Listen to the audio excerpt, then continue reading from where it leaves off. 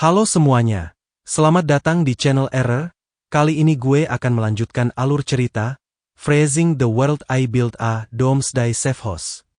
Bab 1477 sampai 1488, lanjutan alur dari komik chapter 633 yang sudah tidak update lagi. Dar! Sebuah rudal jelajah raksasa jatuh, langsung menutupi area tempat monster itu berada. Dampak yang ditimbulkan oleh ledakan dahsyat itu menciptakan lubang besar di tengah rawa bunga es, dan api kuning yang menyilaukan menyelimuti tubuh monster itu. Deng Shentong sudah melarikan diri jauh bersama Ember. Ember menatapnya dengan heran. Ah? Ini juga mungkin? Deng Shentong menatap gadis berkulit putih itu dan tersenyum tipis. Sebenarnya, keluargaku cukup kaya. Ngomong-ngomong, rudal ini dibuat di dalam negeri. Dia menggosok-gosokkan jari-jarinya. Bisnis keluarga kecil. Ember membelalakan matanya, tidak tahu harus berkata apa untuk sesaat. Namun tak lama kemudian, terdengar raungan monster dari kejauhan. Satu rudal jelajah tidak cukup untuk membunuhnya. Dia adalah pria yang ingin membungkus dirinya dengan baju besi yang berat. Kulit dan tulang di sekujur tubuhnya memungkinkannya menahan rudal jelajah yang dapat menghancurkan beberapa jalan. Dia bergegas keluar dari pusat ledakan dan langsung menuju Deng Shentong dan Ember. Namun kondisinya tidak begitu baik saat ini. Sekalipun mereka orang-orang luar biasa, mereka tetaplah makhluk berbasis karbon, dan tubuh mereka bukannya tidak bisa dihancurkan. Kulitnya terluka dan berlumuran darah. Ia tampak berdarah dan ganas saat menerkamnya. Deng Shentong merasakan kekuatan yang diperolehnya, lalu melangkah maju dengan pedang di tangan, mengambil posisi bertarung anggar. Kekuatan cahaya suci berkumpul di ujung pedang, secara bertahap membentuk bintang perak berujung 4. Pusatkan kekuatan tusukan pada satu titik untuk menciptakan serangan target tunggal yang paling kuat. Sekarang, apakah kekuatanku masih bisa menembus tubuhmu? Deng Shentong berbisik pada dirinya sendiri, lalu menusuk monster itu dengan pedang.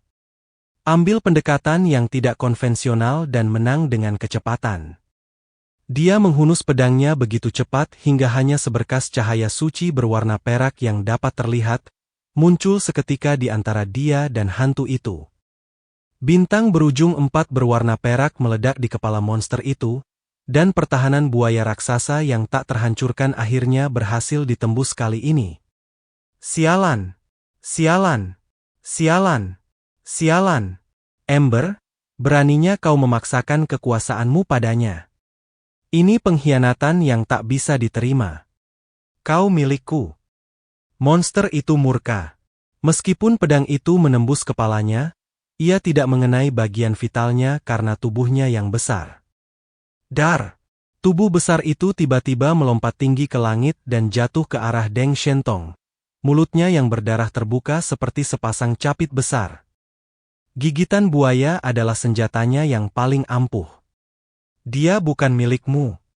Deng Shentong sama sekali tidak takut pada monster raksasa itu.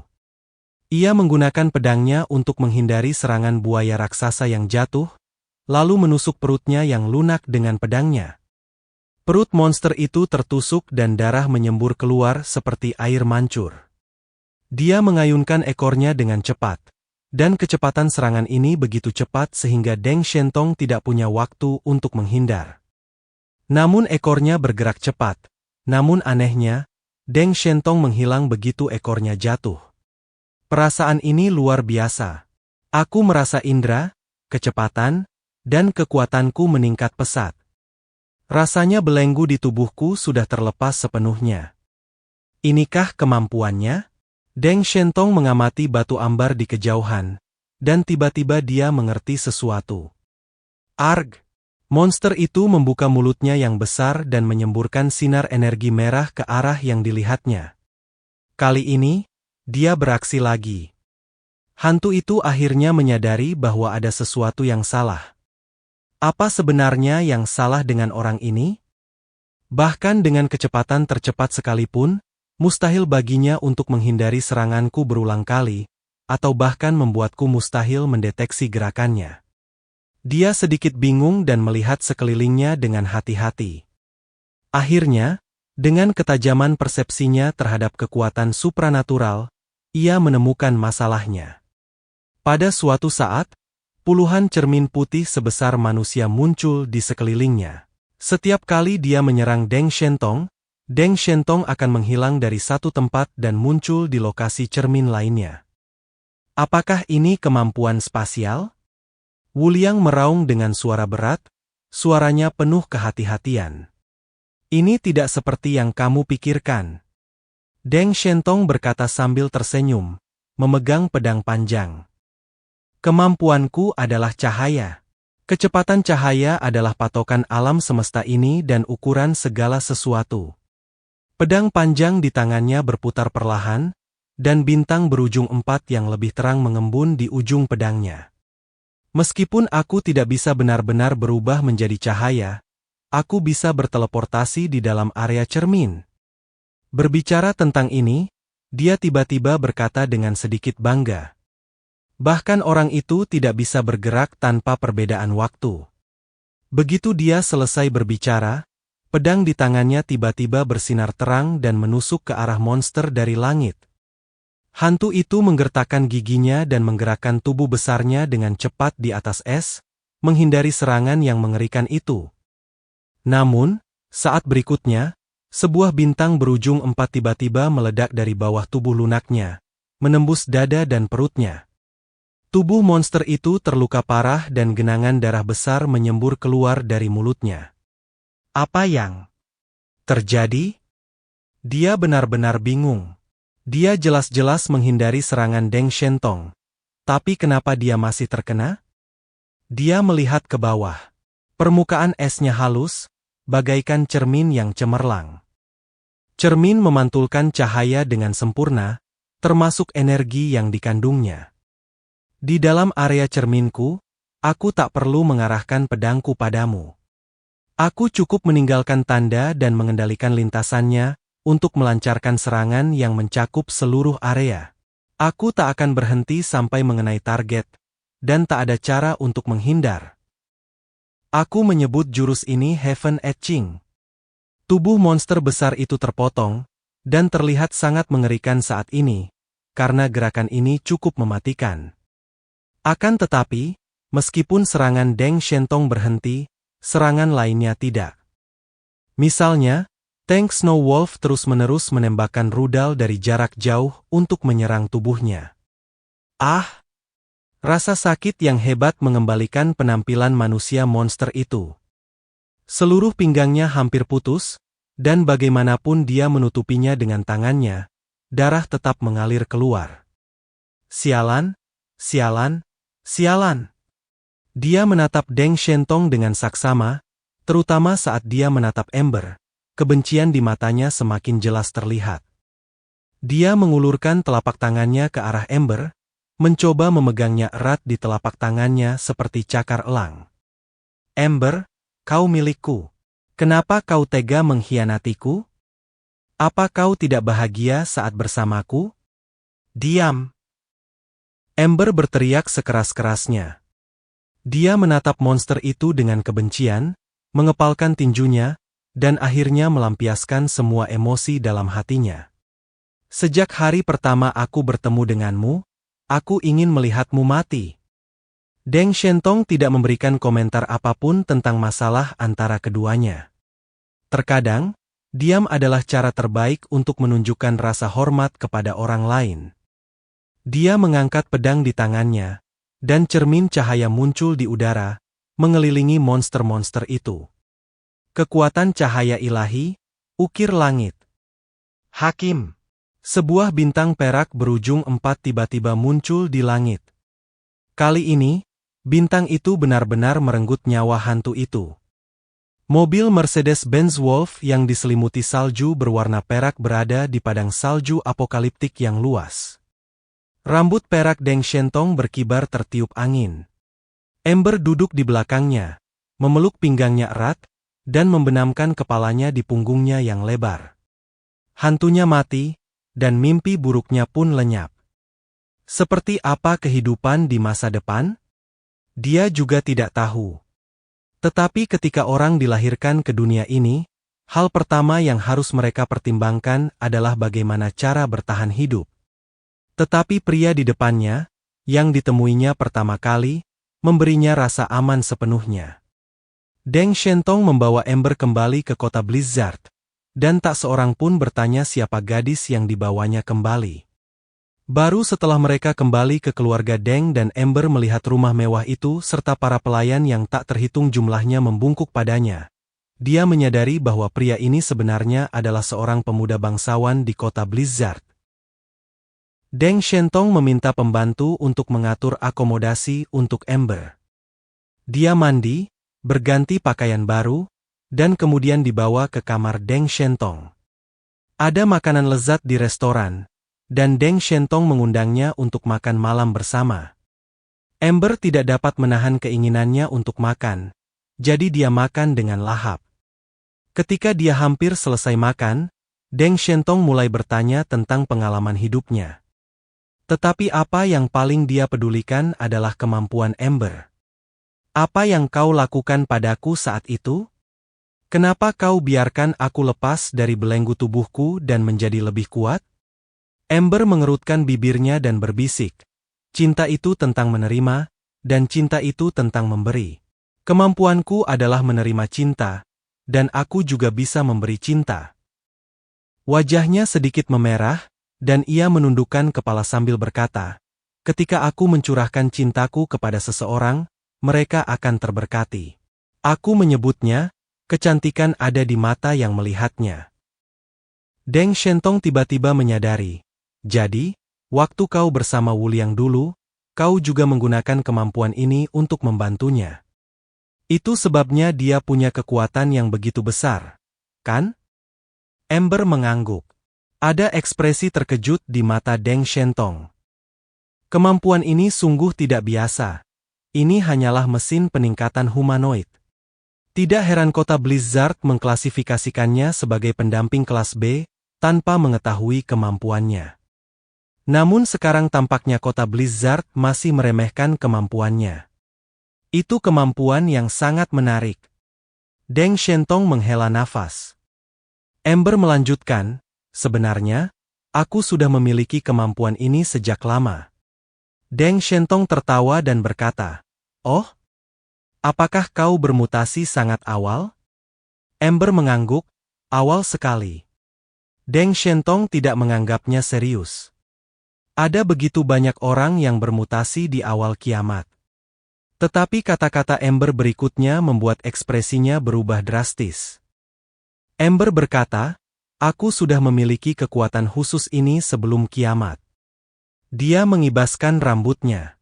Setelah mandi, dia mengikat rambutnya menjadi sanggul, memperlihatkan wajahnya yang halus dan kecil. Di bawah cahaya, wajahnya tampak familiar bagi Deng Shentong. Namun, di dunia ini, kebanyakan wanita cantik memiliki wajah yang mirip, terutama selebriti internet dan bintang wanita. Aku punya nama panggung, Lin Huanxi, kata Ember lembut. Deng Shentong teringat siapa wanita di depannya. 2,5 tahun penderitaan akibat kiamat telah membuatnya benar-benar berbeda dari aktris papan atas glamor yang dulu. Lin Huanxi, dulunya seorang aktris muda papan atas, adalah salah satu bintang terpanas di industri hiburan. Yang terbangun sebelum akhir dunia? Deng Shentong bergumam pada dirinya sendiri, tampak tenang, tetapi hatinya kacau.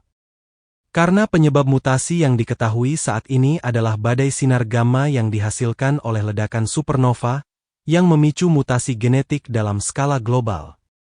Bagaimana kau menjelaskan insiden Ember? Apakah dia sama dengan Hou Tu, satu dari sejuta orang yang memiliki kekuatan super? Ember segera memberikan jawaban kepada Deng Shentong. Aku memperoleh kemampuan ini 4 tahun lalu. Aku pergi ke negara Neon dan mengunjungi Museum Nasional Dairit di Edo. Ada sesuatu di dalam diriku yang memberiku kemampuan yang kumiliki sekarang. 1 tahun yang lalu larut malam, kepingan salju berjatuhan. Lampu neon warna-warni di kota Edo masih menyala. Sebagai ibu kota neon, Edo adalah satu-satunya kota metropolitan di seluruh kepulauan neon yang tetap beroperasi normal setelah kiamat. Namun gedung-gedung pencakar langit dan lampu neon yang bersinar ke segala arah tidak dapat menghilangkan rasa dingin antara langit dan bumi. Di sebuah lokasi konstruksi yang telah lama tidak beroperasi di Istana Edo, penopang baja besar menopang kerangka bangunan raksasa, dan orang dapat melihat samar-samar kemakmuran bekas kota metropolitan terbesar di Asia Timur. Melihat ke bawah dari langit tanpa bulan, seberkas api yang berkobar melesat ke angkasa, menelan area ruang yang luas hanya dalam sekejap. Dar! Sebuah penyangga baja besar runtuh, jatuh dengan keras ke tanah, dan terbenam ke dalam salju tebal. Di langit, pertempuran sengit terjadi serentak di banyak tempat. Di wilayah kota baja yang terbengkalai ini, banyak mutan berpakaian hitam sedang memegang senjata, memperlihatkan postur yang tidak biasa, dan mengamati sekeliling dengan mata mereka dalam kesiapan penuh. Sebagai organisasi terkuat di negara Neon Utara, Pelicans akan menghadapi tantangan terbesar mereka sejak kiamat malam ini. Tiba-tiba terdengar suara tumpul dari bumi. Sosok mengerikan perlahan bangkit dari tanah, sejajar dengan penyangga baja setinggi ratusan meter. Ia bagaikan iblis dalam kegelapan, menghadirkan rasa takut yang menyesakkan. Sosok mengerikan itu meraung, lalu menggunakan lengan berototnya untuk menumbangkan penyangga baja di depannya. Puluhan mutan yang sedang waspada langsung tersungkur. Ah! Mereka jatuh ketakutan, beberapa di antaranya dengan sayap biru transparan muncul dari punggung mereka, menyeimbangkan diri di udara. Namun, mereka segera hancur berkeping-keping oleh sebuah pukulan. Beberapa mutan melemparkan sutra laba-laba dari lengan baju mereka, melilit diri di gedung-gedung yang jauh, dan mencoba melarikan diri, tetapi kilatan cahaya dingin, menembus langit, datang dari arah lain, langsung membelah tubuh mereka menjadi dua. Pada akhirnya, hanya bagian atas tubuh mereka yang berdarah terseret oleh sutra laba-laba, tergantung di dinding yang dingin. Seorang pria parubaya berambut panjang dan mengenakan pakaian prajurit merah mendarat dengan mantap di sebuah gedung tinggi.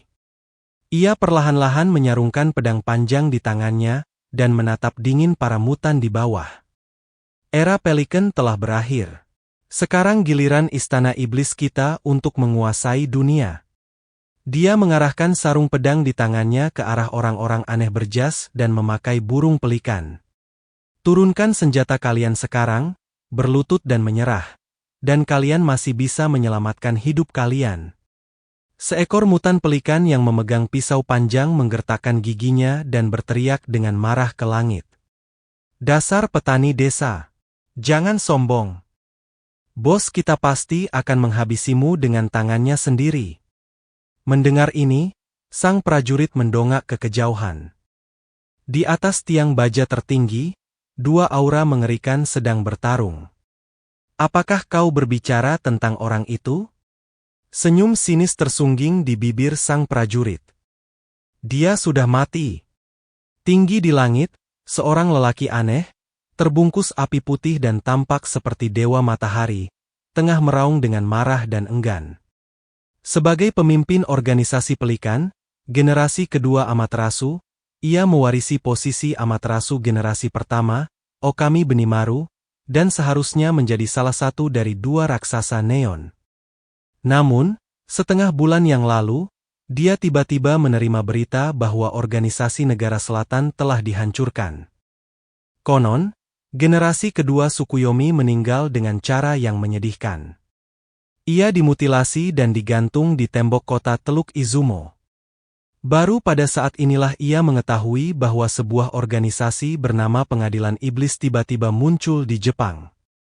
Seluruh organisasi Pelican sangat mementingkan hal ini dan memanggil semua pasukan elit kerajaan utara untuk bersama-sama menghadapi serangan Pengadilan Iblis yang akan datang.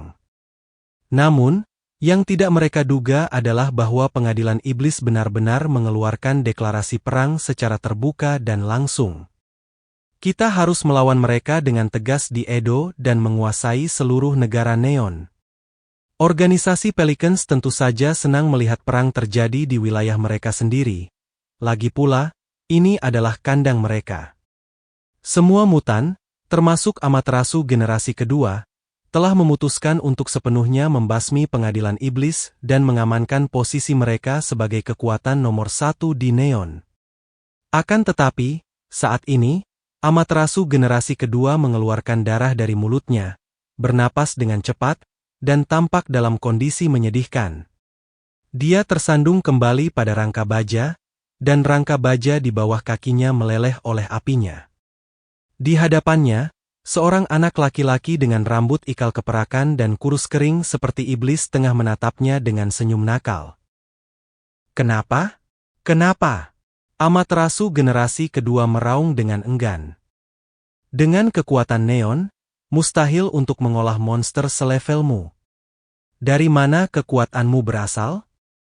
Anak laki-laki itu jatuh ringan dari ketinggian puluhan meter ke rangka baja, menatap Amaterasu generasi kedua dengan acuh tak acuh. Tentu saja itu kehendak Tuhan. Dasar bajingan. Ia menunjuk kepala Amaterasu generasi kedua dengan nada meremehkan. Kau hanyalah boneka yang ditakut-takuti oleh Columbia dan Huasu. Kau tak berhak disebut yang terkuat di Jepang. Dipermalukan dengan cara ini, Amaterasu generasi kedua meraung marah. Api di sekelilingnya semakin membesar dengan hebatnya, membentuk wujud dewa iblis di belakangnya. Dar! Dar! Dar! Dia menginjak keras rangka baja di bawah kakinya, menghancurkannya, dan menyerbu ke arah anak laki-laki yang terbungkus dalam api putih yang mengerikan. Senyum di wajah anak laki-laki itu semakin lebar. Ia berlari cepat menuju Amaterasu generasi kedua. Dalam sekejap, keduanya bertabrakan dengan hebat. Tinju kurus bocah itu menghantam keras perut Amaterasu generasi kedua. Hanya 3 pukulan saja membuat punggungnya menonjol tinggi. Bukan hanya organ dalamnya, tulang-tulangnya pun hancur total. Api putih Amaterasu, matahari yang tidak pernah terbenam, yang menyala tinggi di langit istana Edo akhirnya padam. Para mutan Pelikan yang masih berjuang mati-matian tidak dapat mempercayai apa yang terjadi di depan mata mereka, dan berteriak ketakutan dan marah. Prajurit itu berkata dengan tidak sabar, mereka yang tidak menyerah akan mati. Dia dengan santai menghunus pedangnya, dan sesaat kemudian, lebih dari selusin kepala di antara monster pelikan terbang tinggi ke udara. Menyadari bahwa kematian sudah dekat, sebagian besar mutan segera memilih untuk meletakkan senjata mereka dan menyerah kepada raja baru di hadapan mereka. Pemuda di langit itu memandangi mayat tak bernyawa di tangannya. Mulutnya menyeringai bagaikan setan, lalu tertawa gembira ke arah langit. Hahaha. Sekarang, negara ini milikku, si bocah jahat. Dia membuang tubuh Amaterasu generasi kedua seperti sampah. Lalu ia merogoh saku celananya yang lebar dan mengeluarkan sebotol ket semprot. Sambil bersiul, ia berjalan ke rangka baja tegak di sebelahnya dan menyemprotkan 8 karakter besar dengan gerakan miring. Langit biru telah mati, langit kuning akan terwujud. Neon sangat dipengaruhi oleh budaya kerajaan Huasu, terutama budaya 3 kerajaan. Anak laki-laki jahat itu, yang tampaknya berusia tidak lebih dari 16 tahun, mengekspresikan pendudukannya atas ibu kota Neon Edo dengan cara ini. Dia juga mengumumkan kepada semua orang bahwa mulai sekarang, dia adalah penguasa Neon. Pada saat ini, di antara para mutan pelikan yang berlutut di tanah, seorang pria kuat parubaya mengepalkan tinjunya dan berkata, "Ini belum berakhir. Pelikan adalah organisasi yang bekerja sama dengan Angkatan Laut Columbia. Jika kau memulai perang tanpa izin mereka, Angkatan Laut Columbia tidak akan mudah menyetujuinya." Anak laki-laki jahat di tempat tinggi mendengar suara itu dan berbalik dengan dingin. Columbia Navy, apa itu? Pria parubaya yang kuat itu menatapnya. Jika kau ingin menjadi yang terkuat di Neon, kau tidak bisa melakukannya tanpa izin Columbia. Dulu, Neon mengikuti kemauan mereka. Setelah kiamat, tidak berlebihan jika dikatakan mereka adalah penguasa Neon. Anak laki-laki jahat itu menatapnya dengan dingin. Saat berikutnya, dia perlahan membuka mulutnya dan menyemburkan seberkas partikel berenergi tinggi berwarna merah, yang langsung mengubah mutan itu menjadi debu.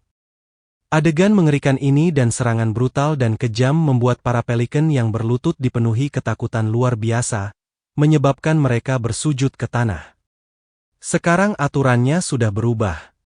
Akulah yang memutuskan di sini, kata anak laki-laki jahat itu dengan tidak sabar. Begitu dia selesai berbicara, angin dingin yang tajam bertiup dari langit malam sebelah barat. Dua sosok muncul di gedung tinggi tak jauh dari sana dengan kecepatan lebih cepat dari jet tempur. Sosok yang tinggi dan kuat mengenakan jubah merah dan topeng biru, dengan lengan terlipat di dadanya, menatap mutan neon di depannya. Di sampingnya berdiri seorang pria berbaju zirah tempur hitam, menenteng senapan runduk hitam pekat. Dalam kegelapan, ia tampak menyatu dengan lingkungan sekitarnya. Jika tidak diperhatikan dengan saksama, ia bahkan tidak akan menyadari keberadaannya. Dilihat dari sudut manapun, lelaki yang mirip dengan tokoh pahlawan super terkenal Superman itu sedang berdiri dengan tangan di pinggul, memandang sekeliling dengan senyum dingin dan jenaka di wajahnya. Ada apa, Bung? Dia mengangkat tangannya dan menatap anak jahat itu sambil tersenyum. Bisakah seseorang menjelaskan kepadaku apa yang terjadi di sini? Suasana di tempat kejadian tiba-tiba menjadi tegang. Bahkan orang-orang aneh di Demon Court pun menjadi gelisah dan tidak berani lagi bersikap santai seperti sebelumnya. Karena mereka semua mengenal pria di depan mereka. Tidak, mungkin dapat dikatakan bahwa di Neon saat ini, semua orang mengetahuinya. Pasukan tempur utama Armada Columbia, Mayor Jenderal Penguasa Samudra Chartiles. Bahkan di masa-masa tersulit sekalipun, para penyintas dapat memperoleh informasi tentang pria hebat ini melalui berbagai media. Dia seperti pedang yang tergantung di atas tanah neon, mengingatkan negara ini yang pernah berbuat jahat untuk tunduk pada Columbia. Apakah kau Chartiles? Senyum di bibir bocah jahat itu semakin lebar, bahkan ada sedikit kegilaan di matanya. Aku sudah lama ingin bertemu denganmu. Senyum di bibir Chartiles lenyap dalam sekejap. Apakah kau berencana memberontak? Kau makhluk rendahan dari ras yang kotor, dia menunjuk ke arah anak laki-laki jahat itu. Jangan berpikir bahwa hanya karena aku berbicara kepadamu dalam bahasa manusia, aku memperlakukanmu seperti manusia. Jika aku mau, aku bisa membuat ras munafikmu lenyap sepenuhnya dari planet ini. Begitu Chartiles selesai berbicara, suasana di tempat kejadian tiba-tiba menjadi sangat hikmat. Orang-orang aneh di pengadilan iblis menekan rasa takut batin mereka dan mengambil posisi bertarung. Hanya ada tawa main-main di wajah Katile. Di belakangnya, Billy the Kid, sang Piercer, mengenakan baju tempur hitam, diam-diam melepas senapan runduk dari punggungnya. Pada saat yang menegangkan ini, Castro dan Canelo merasakan penindasan yang kuat datang dari kejauhan. Mereka berdua sama sekali mengabaikan orang lain di Demon Court dan melihat ke sana. Di bawah naungan malam, 3 sosok berjubah hitam berdiri di atas menara besi. Mereka tidak melakukan gerakan atau kata-kata apapun, sosok mereka tampak sedikit ilusi, dan hanya dengan muncul di sana, mereka memberikan tekanan luar biasa kepada 2 mutan tingkat Epsilon, Chartiles dan Billy the Kid. Hei, jadi, apa yang terjadi di sini? Senyum kembali muncul di wajah Chartiles. Twilight dengan hati-hati mundur setengah langkah agar ia bisa berbaring dan mengamati ketiga sosok berjubah hitam dan bocah jahat itu secara bersamaan. Tidak mengerti? Mulai sekarang, tempat ini milikku. Jangan ganggu aku lagi. Anak laki-laki jahat itu menunjuk dirinya sendiri dengan ibu jarinya dan tersenyum sombong. Suara Canelo terdengar melalui baju zirahnya, terdengar sedikit teredam. Kau tidak cukup naif untuk berpikir kau bisa bersaing dengan kami kan? Meskipun kalian memiliki beberapa mutan yang tampaknya kuat, kalian masih rapuh dibandingkan dengan negara terkuat di dunia. Jadi, kau masih memilih menjadi musuh kami? Sebagai salah satu armada Angkatan Laut Kolombia yang paling kuat, armada samudra memiliki izin untuk meluncurkan Death of Love yang berkekuatan besar. Jika mereka mau, mereka bisa menghancurkan seluruh Edo dalam semenit. Mata si bocah jahat menjadi gelap, dan dia mencibir. Jika kau ingin bertarung sampai mati, aku tidak keberatan menghancurkanmu dan seluruh armada Laut Kolombia. Billy the Kid berkata perlahan. Kita bukan musuh, jadi mari kita berhenti di sini. Dia menyimpan senapan runduk hitamnya. Siapapun yang mengendalikan neon tidak penting bagi kami. Selama kau bisa menjadi mitra Kolombia dan membantu kami mengendalikan situasi di wilayah Oseania, itu saja yang penting. Si bocah jahat menatapnya dan berkata kata demi kata, tapi mulai sekarang, kau tak boleh bertanya tentang urusan negara neon. Di sini, aku yang memutuskan. Chartiles berkata sambil tersenyum tidak senang. Anak ini sombong sekali. Senyumnya berbahaya, dan dia selalu memperlihatkan senyum itu di wajahnya saat dia membunuh orang di masa lalu. Billy the Kid berkata, dia memang punya modal untuk bersikap arogan sekarang. Sabar saja, Kapten. Kita tidak perlu berselisih dengan mereka di sini. Billy the Kid memberi isyarat kepada 3 pria di kejauhan. Kami tidak tahu detailnya. Jika kami melawan, kami sendiri yang akan menderita. Chartiles menarik napas dalam-dalam lalu melotot tajam ke arah bocah jahat itu. Anak baik, Tuhan memberkatimu. Setelah dia selesai berbicara, suatu cairan lengket muncul dari bawah kakinya, dan Chartiers serta Canelo menungganginya dan menghilang ke dalam kastil Edo. Dalam perjalanan pulang, Billy the Kid segera mengirimkan informasi ini ke pangkalan Angkatan Laut. Kepulauan Neon, Kastil Edo, mutan misterius kelas Y telah ditemukan. Adanya peradaban yang diduga tidak diketahui. Mendengar suara Billy the Kid, Chartiers yang saat itu masih marah, menghela napas panjang. Hei, Billy the Kid. Kau tidak melihat orang-orang itu dengan jelas, jadi bagaimana kau bisa yakin mereka berasal dari peradaban tak dikenal? Billy the Kid menjelaskan dengan tenang. Setelah kiamat, nasib sebagian besar sumber daya neon berada di bawah kendali kita. Dari sudut pandang ilmiah, mustahil mutan sekuat Y tiba-tiba muncul. Dan melihat insiden kontak peradaban misterius yang terjadi di seluruh dunia, ini adalah penjelasan yang paling masuk akal. Garis waktu kembali ke kembalinya Zhang Yi dari wilayah barat daya. Setelah dipromosikan ke level kereta hitam sebesar 20.000 poin, tubuh Zhang Yi mengalami perubahan halus lagi. Bisikan di telinganya saat tidur menjadi lebih sering, tetapi ia mulai perlahan beradaptasi dengannya. Karena ia secara bertahap merasa bahwa itu bukanlah ancaman dari sesuatu yang tidak diketahui dan jauh, tetapi seperti mendengarkan suara alami dari jiwa. Tidak seorang pun dapat menjelaskan fenomena ini, bahkan dokter berpengetahuan Yao Kr dan gadis berbakat yang Sin. Dia tidak bermalas-malasan. Selama perjalanannya ke negara Nash, ia menyerap esensi dari 2 mutan teratas, Lai dan Sembamu, dan sekarang perlahan-lahan mencernanya dan sepenuhnya mengubahnya menjadi kekuatannya sendiri. Bukan hanya dia, tetapi semua teman di sekitarnya juga berubah setelah menyaksikan peradaban bawah tanah dengan mata kepala mereka sendiri.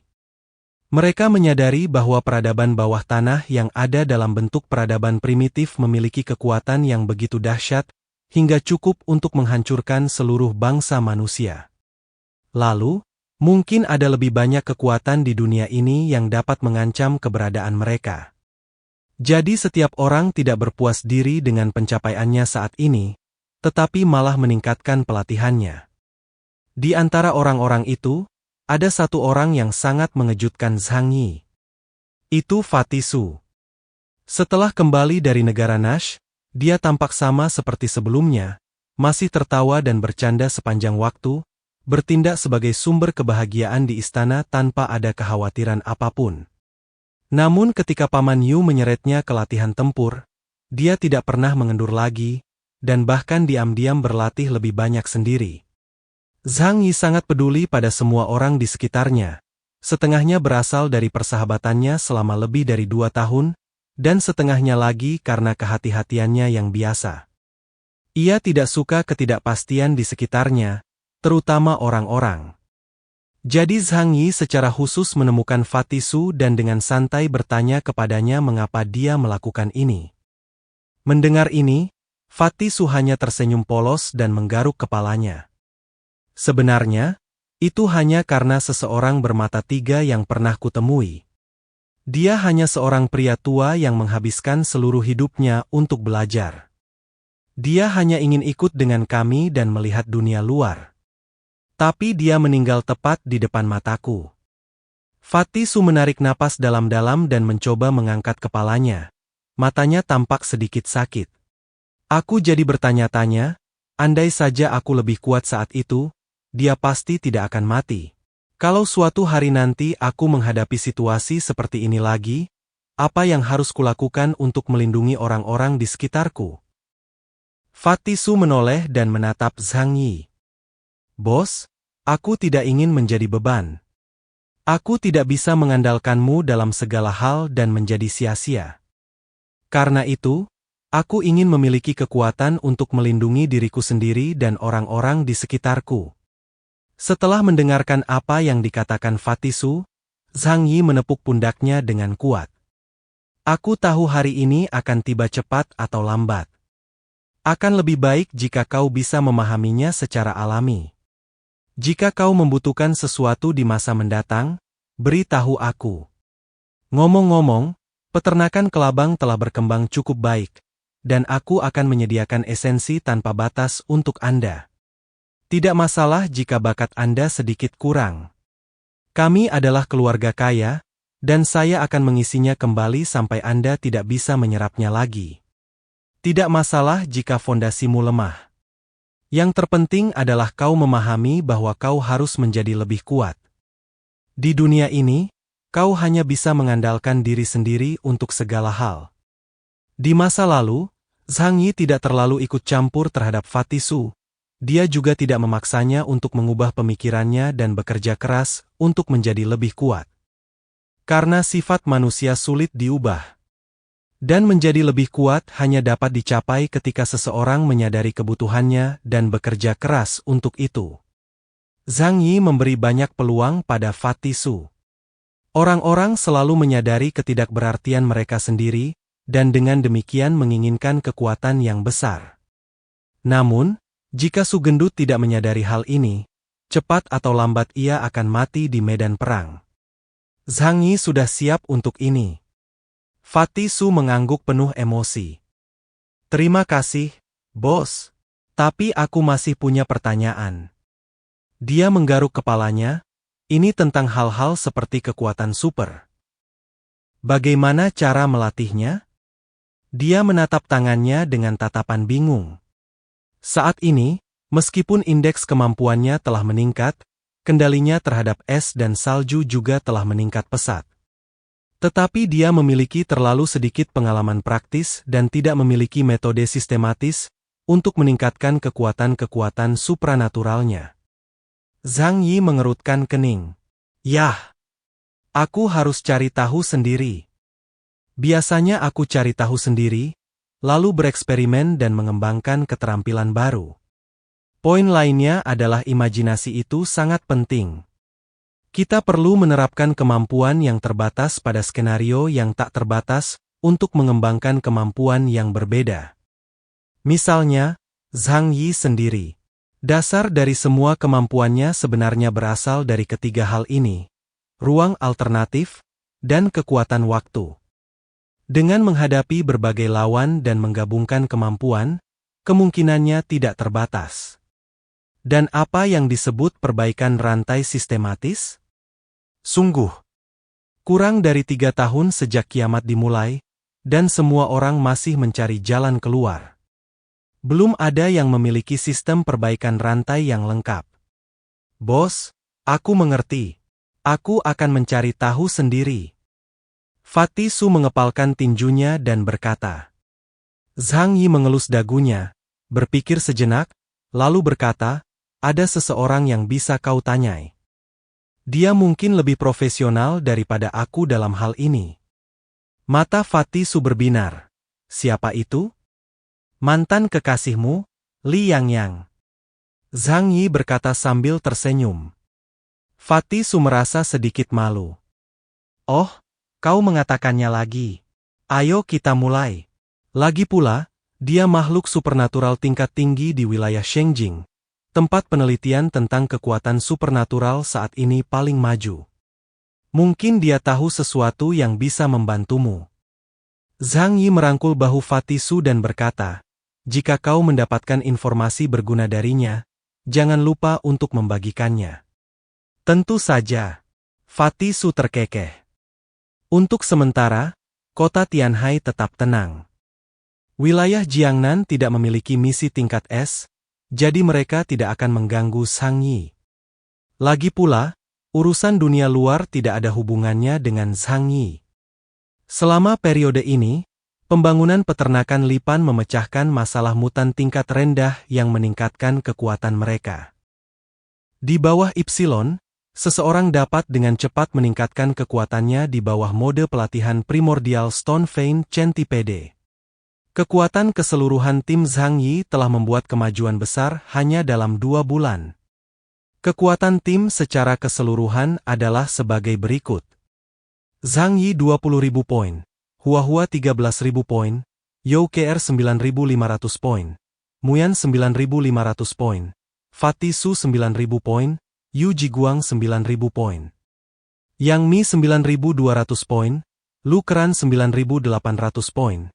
Liang Yu 9.999, sangat dekat dengan Ypsilon.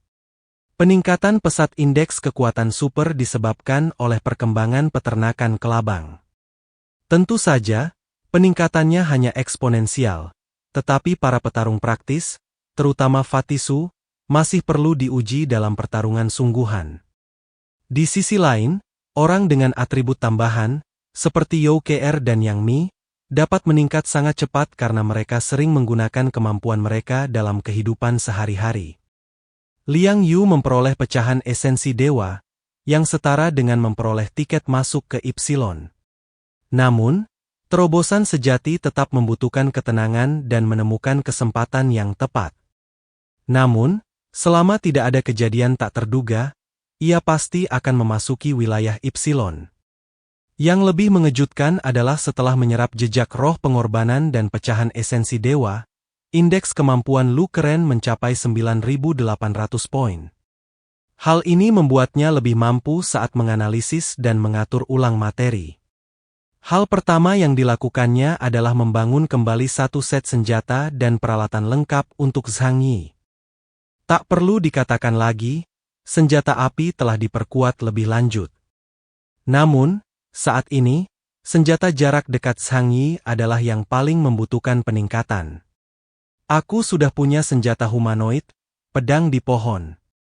Senjata itu cukup serbaguna dan regeneratif, jadi aku tidak perlu khawatir akan hancur.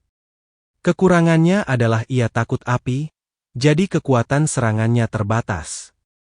Holy Judgment memiliki kemampuan serangan yang kuat, tetapi kemampuannya terbatas. Apakah ada cara untuk menggabungkan kedua senjata menjadi satu? Zhang Yi mengusulkan ide ini kepada Lu Keran. Setelah mendengarkan ini, Lu Keren berpikir lama dan menyampaikan pendapatnya kepada Zhang Yi. Kalau kau mau, hanya ada satu cara. Ubah pedang di pohon itu menjadi material yang sama sekali berbeda. Meskipun bos sudah mati otak, tubuhnya masih hidup. Transformasi ini sangat menantang, dan tingkat keberhasilannya sangat rendah. Ia memegang dagunya dan berkata, kalau aku mencapai level Ypsilon, aku mungkin bisa menyelesaikan transformasi ini. Dengan begitu, kakak, kau akan memiliki senjata terbaik di dunia. Zhang Yi tersenyum dan berkata, luar biasa. Sepertinya aku harus menunggu dengan sabar untuk beberapa saat. Esensi dewa tidak lagi menjadi misteri baginya. Jika dia mendapat kesempatan lagi untuk memasuki alam rahasia, dia akan berusaha sekuat tenaga untuk mendapatkannya demi Lu Keren. Lu Keren menjentikan jarinya. Tapi sekarang ada rencana alternatif yang bisa digunakan. Kemampuanku saat ini memungkinkanku menciptakan robot berskala nano. Aku bisa menggunakan Y-Metal untuk menciptakan sejumlah besar robot nano dan memasukkannya ke dalam tubuh bos. Dengan begitu, setelah ia menjadi pedang di pohon, kekuatan serangannya akan meningkat pesat. Dan ketahanannya terhadap api juga akan meningkat. Zhang Yi melambaikan tangannya dan berkata, "Kau ahli dalam senjata. Aku serahkan semuanya padamu." Dia langsung menyerahkan bos yang otaknya mati itu kepada Lu Keren. Tidak lama kemudian, Lu Keren keluar dari laboratorium dan dengan gembira menyerahkan gelang perak gelap kepada Zhang Yi. "Kakak, ini pedang di pohon. Senjata barumu." Zhang Yi menelan ludah. "Ini, bos? Orang yang begitu dewasa, dan sekarang menjadi seperti ini?" Lu Keren berkata, tubuhnya bisa berubah menjadi tumbuhan. Selama inti tubuhnya terpelihara, ia bisa beregenerasi. Jadi, bentuk tubuh manusia tidaklah penting. Aku telah mengawetkan bagian-bagian yang diperlukan dan itu sudah cukup untuk digunakan. Zhang Yi memakai gelang itu dan mencobanya. Sekarang bos sudah mati, dan hanya pedang di pohon yang terbuat dari inti tubuhnya yang tersisa. Inti elektronik pada gelang tersebut menstimulasi pedang di pohon, menyebabkannya bereaksi dan berubah menjadi pedang tajam. Zhang Yi menjalankan kontrol unik atas sistem cerdas melalui pengontrolnya. Aktifkan transformasi super. Zhang Yi memberi perintah untuk berubah. Saat berikutnya, gelang berwarna abu-abu keperakan itu segera berubah bentuk, memanjangkan lebih dari selusin tanaman merambat ramping untuk mengikat lengannya dan mulai secara aktif menyerap energi. Kemudian, seperti sebelumnya, ia berubah menjadi senjata seperti pedang yang terbuat dari ratusan tanaman merambat. Namun kini, warnanya bukan lagi hijau tanaman, melainkan diwarnai dengan lapisan abu-abu keperakan, sehingga tampak lebih agresif. Zhang Yi datang keluar istana, perlahan-lahan mengangkat pedang di tangannya, dan didorong oleh kekuatan kehampaan, dia mencengkeram pedang dan mengayunkannya dengan keras ke depan.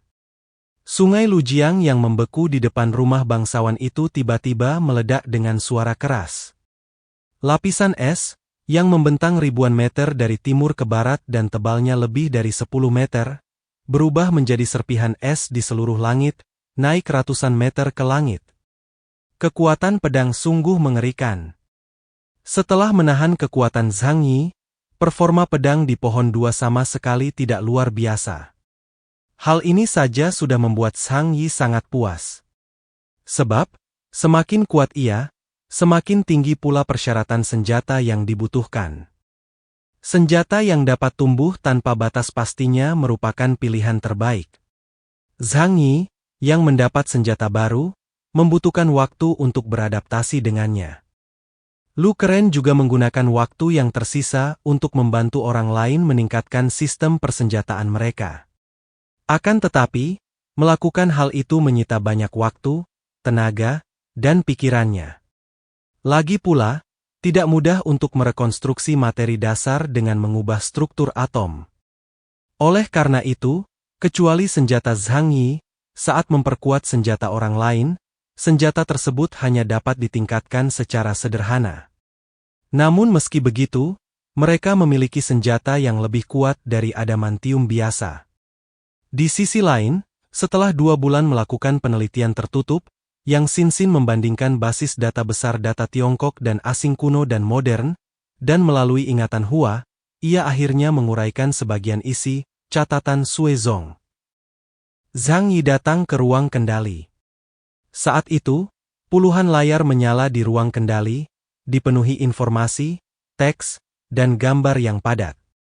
Yang Xinxin sedang mengunyah sepotong coklat dan menatap layar di depannya dengan saksama.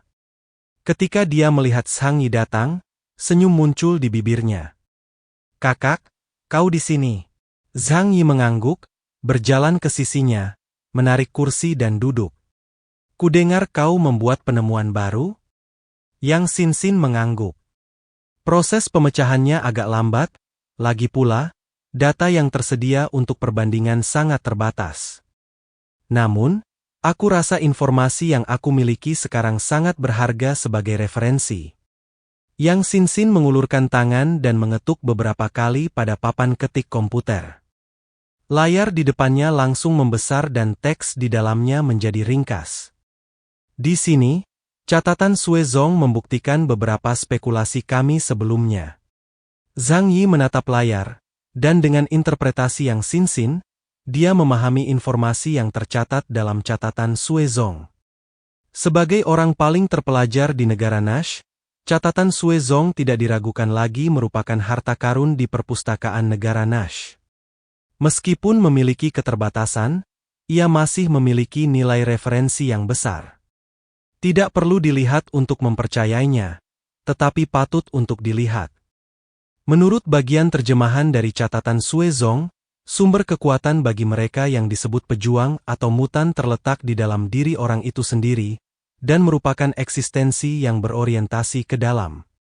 Suku Nash percaya bahwa manusia memiliki jiwa, jadi mereka percaya pada reinkarnasi.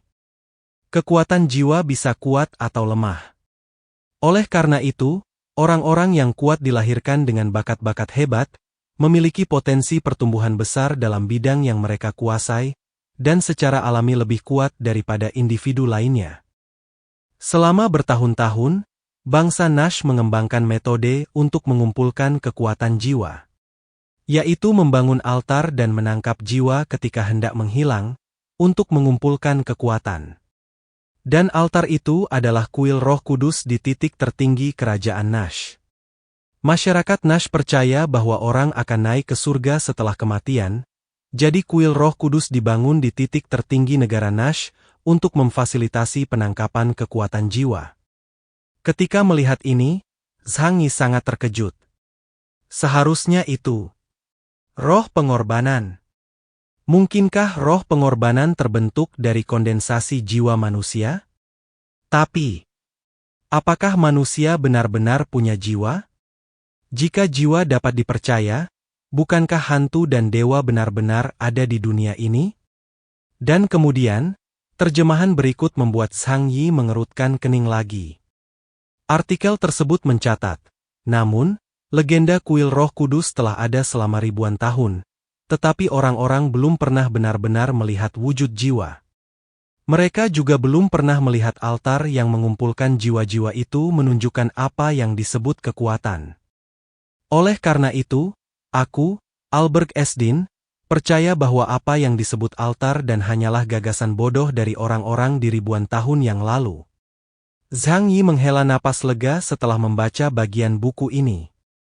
Tampaknya, apapun jenis peradabannya, ia telah melalui tahap-tahap yang serupa. Misalnya, kelompok etnis di permukaan planet mereka juga membangun proyek berskala besar di zaman kuno berdasarkan kemauan penguasa.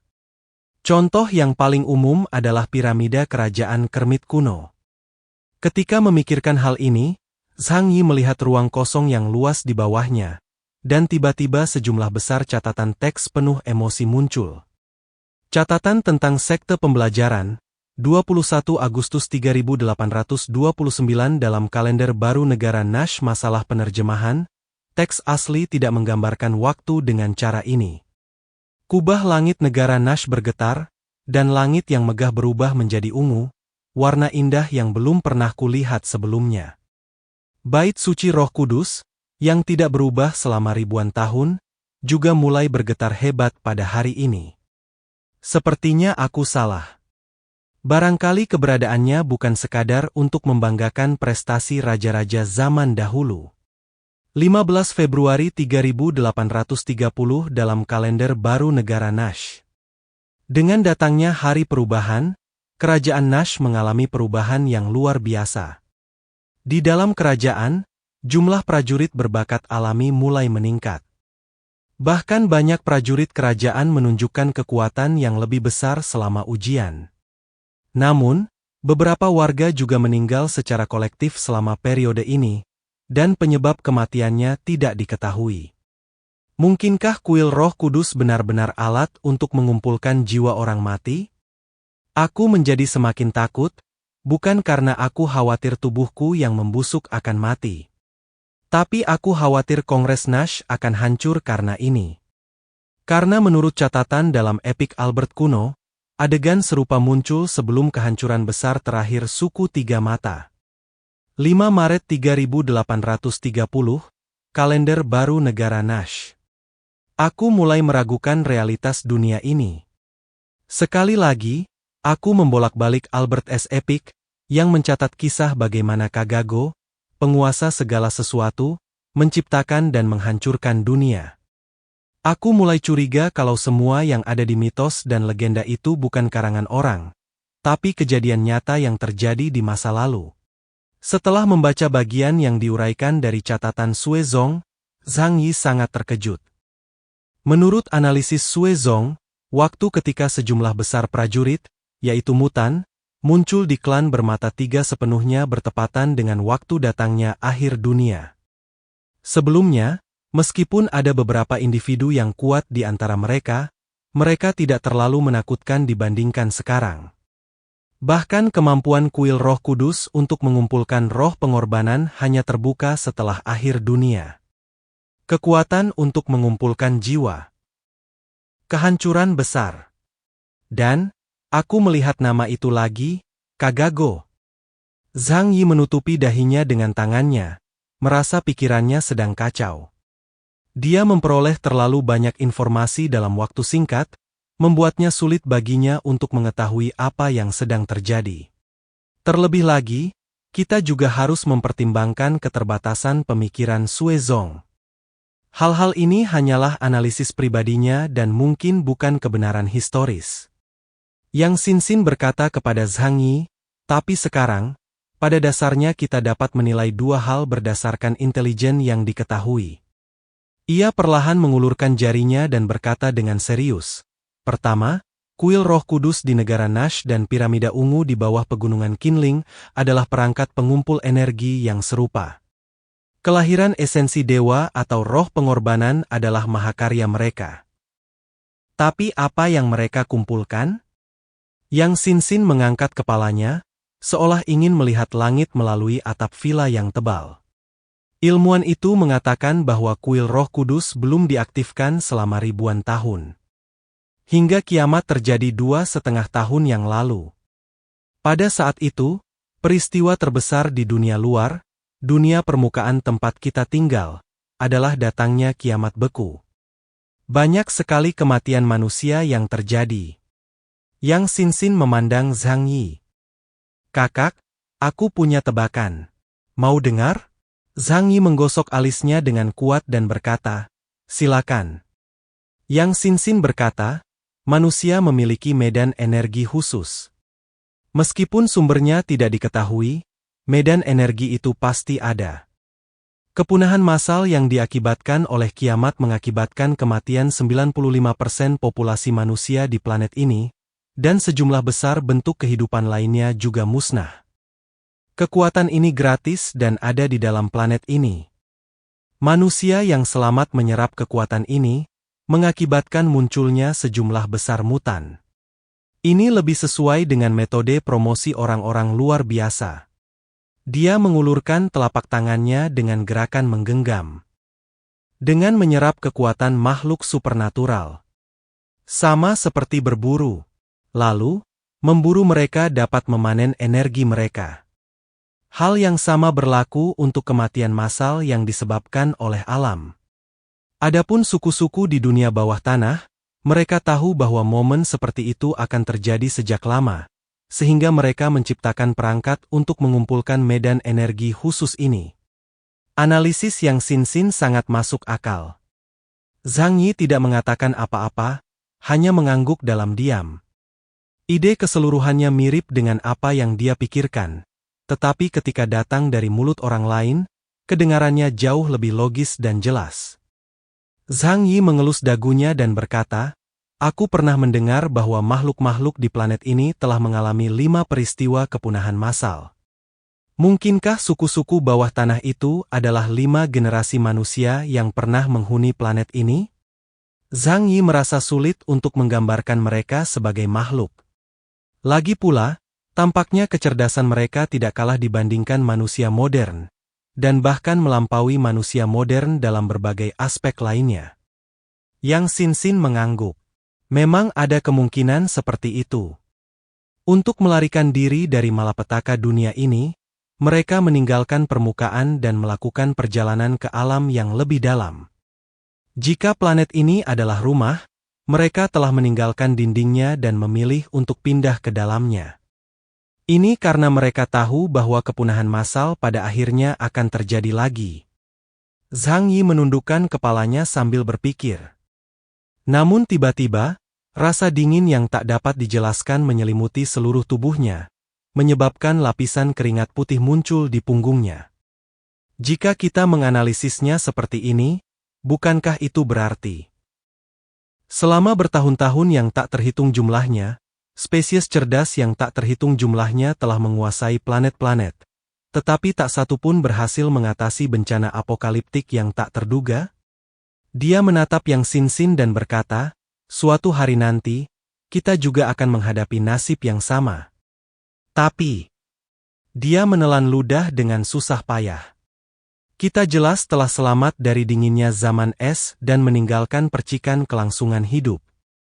Yang Xin berkata dengan tenang, itu berarti krisis sesungguhnya masih jauh dari datang. Kata-kata ini menyentuh hati Zhang Yi.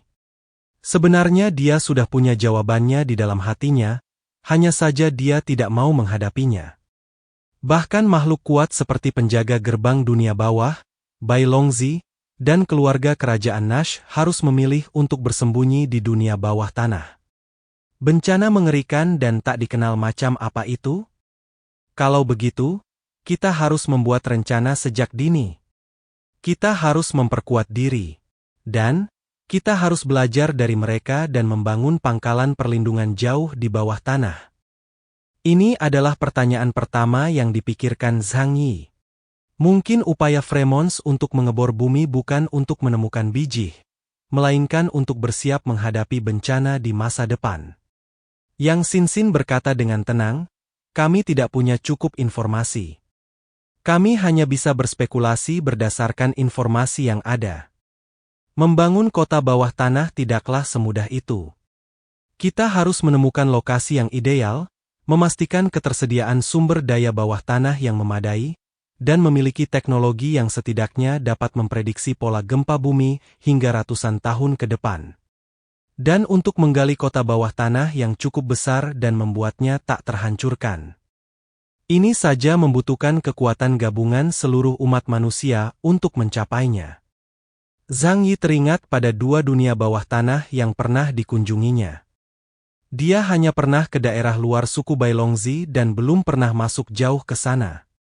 Namun, negara Nash begitu besar, setara dengan puluhan kota manusia. Meskipun tingkat teknologi manusia saat ini sudah cukup tinggi, mustahil untuk mengembangkannya tanpa waktu 100 tahun dan kekuatan gabungan seluruh umat manusia. Semakin Zhang Yi memikirkannya, semakin sulit baginya menyelesaikan masalah ini. Hal yang paling menyusahkan saat ini adalah dia tidak tahu kehancuran akhir apa yang mungkin terjadi. Es, letusan gunung berapi, atau tsunami.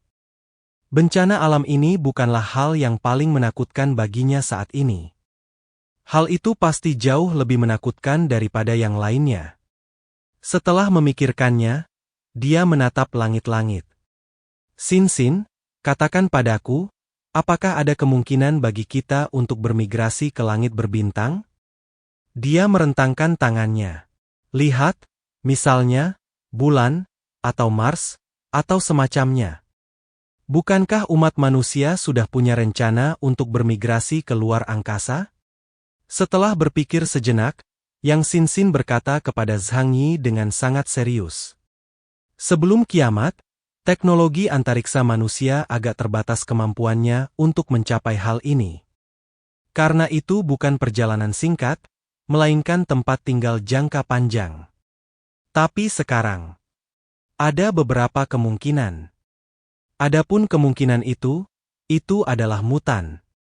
Mutasi manusia telah memberikan individu kebijaksanaan dan kekuatan luar biasa, yang memungkinkan mereka mengubah banyak hal yang tidak mungkin menjadi mungkin. Karena kebiasaan berhati-hati, Zhang Yi telah merencanakan masa depan. Melarikan diri. Dia harus melarikan diri. Kalau memang benar ada bencana yang lebih dahsyat di dunia ini yang mampu memusnahkan seluruh umat manusia di suatu zaman, dia tidak akan sebodoh itu untuk tinggal dan bersama-sama melawan bencana itu. Gayanya dalam melakukan sesuatu adalah dengan membawa dirinya sendiri dan orang-orang di sekitarnya dan melarikan diri ke tempat yang aman. Zhang Yi menggosok alisnya. Kita harus bersiap sejak dini.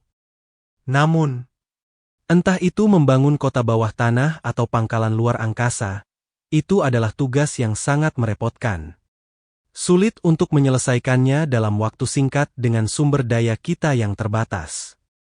Ini benar-benar sakit. Yang Xin menganalisis, hampir mustahil bagi kita untuk membangun kota bawah tanah sendiri. Namun, secara teoritis memungkinkan untuk membangun pangkalan di bulan atau Mars. Namun, prasyaratnya adalah memberi kita cukup waktu untuk membangun rantai ekologi yang lengkap di sana. Kalau tidak, bahkan jika kita berhasil mendarat, akan sulit untuk bertahan hidup dalam waktu lama. Kita juga perlu mempertimbangkan generasi mendatang. Ini bukan perjalanan singkat, ini jauh lebih merepotkan dari itu. Tiba-tiba, Yang Xin memikirkan sesuatu, mengangkat kepalanya dan menatap Zhang Yi, dan berkata dengan serius. Tapi mungkin ada seseorang di luar sana yang bisa membantu kita. Zhang Yi menatapnya. Siapa itu? Yang Xin berkata dengan tenang, Elon Freeman. Zhang Yi bertanya dengan rasa ingin tahu. Siapa orang ini? 30 tahun yang lalu, orang terkaya di dunia, yang dikenal sebagai Iron Man, telah merencanakan kolonisasi Mars dan mencapai prestasi luar biasa di bidang eksplorasi ruang angkasa. Meskipun pembicaraan tentangnya semakin jarang dalam beberapa tahun terakhir, banyak orang percaya bahwa ia telah berhasil membangun basis bertahan hidup manusia di Mars dan berimigrasi ke Mars bersama keluarganya. Zhang Yi mengusap dagunya. 30 tahun yang lalu? Mungkinkah orang itu tahu hari ini akan tiba? Yang Xin berkata, orang-orang terkaya dan terkuat di dunia sedang bersiap menghadapi risiko kiamat pada masa itu. Misalnya, pendiri platform media sosial terbesar di Kolombia pernah membeli sebuah pulau di tengah laut untuk membangun pangkalan kiamat. Zhang Yi menghela napas panjang. Sayangnya, Elon Freeman dan aku tidak ada hubungannya. Dia dari Kolombia. Kalaupun aku minta bantuan, kenapa dia mau membantuki? Yang Xin berkata, Kakak, kekuatanmu adalah asetmu yang terbesar. Zhang Yi menarik napas dalam-dalam. Apa yang bisa dilakukan Elon Freeman, mungkin bisa kita lakukan. Aku tidak suka menaruh harapan pada orang lain. Itu akan membuatku merasa tidak aman. Jadi, kita harus belajar mengandalkan diri sendiri. Ia mencubit wajah lembut Yang Xin. Kulit gadis berusia 20 tahun itu terasa lembut dan halus, dan terasa nyaman. Teruslah menguraikan dokumen-dokumen yang ditemukan di bawah tanah, untuk melihat apakah ada petunjuk lain. Aku akan menemui KR dan yang lainnya untuk membahas hal-hal lain. Zhang Yi meninggalkan ruang kendali dan pergi mencari Yao KR dan Lu Keran. Dia tidak menyembunyikan apapun dan langsung menceritakan spekulasi dia dan Yang Xin kepada mereka berdua. Setelah mendengar berita itu, kedua wanita itu menunjukkan ekspresi terkejut di wajah mereka. Datangnya zaman es sudah cukup untuk menyebabkan kepunahan massal. Mungkinkah sesuatu yang lebih mengerikan akan terjadi? Zhang Yi menyilangkan tangannya. Tidak ada yang tahu apa yang akan terjadi di masa depan. Jadi, kita harus mengambil tindakan pencegahan.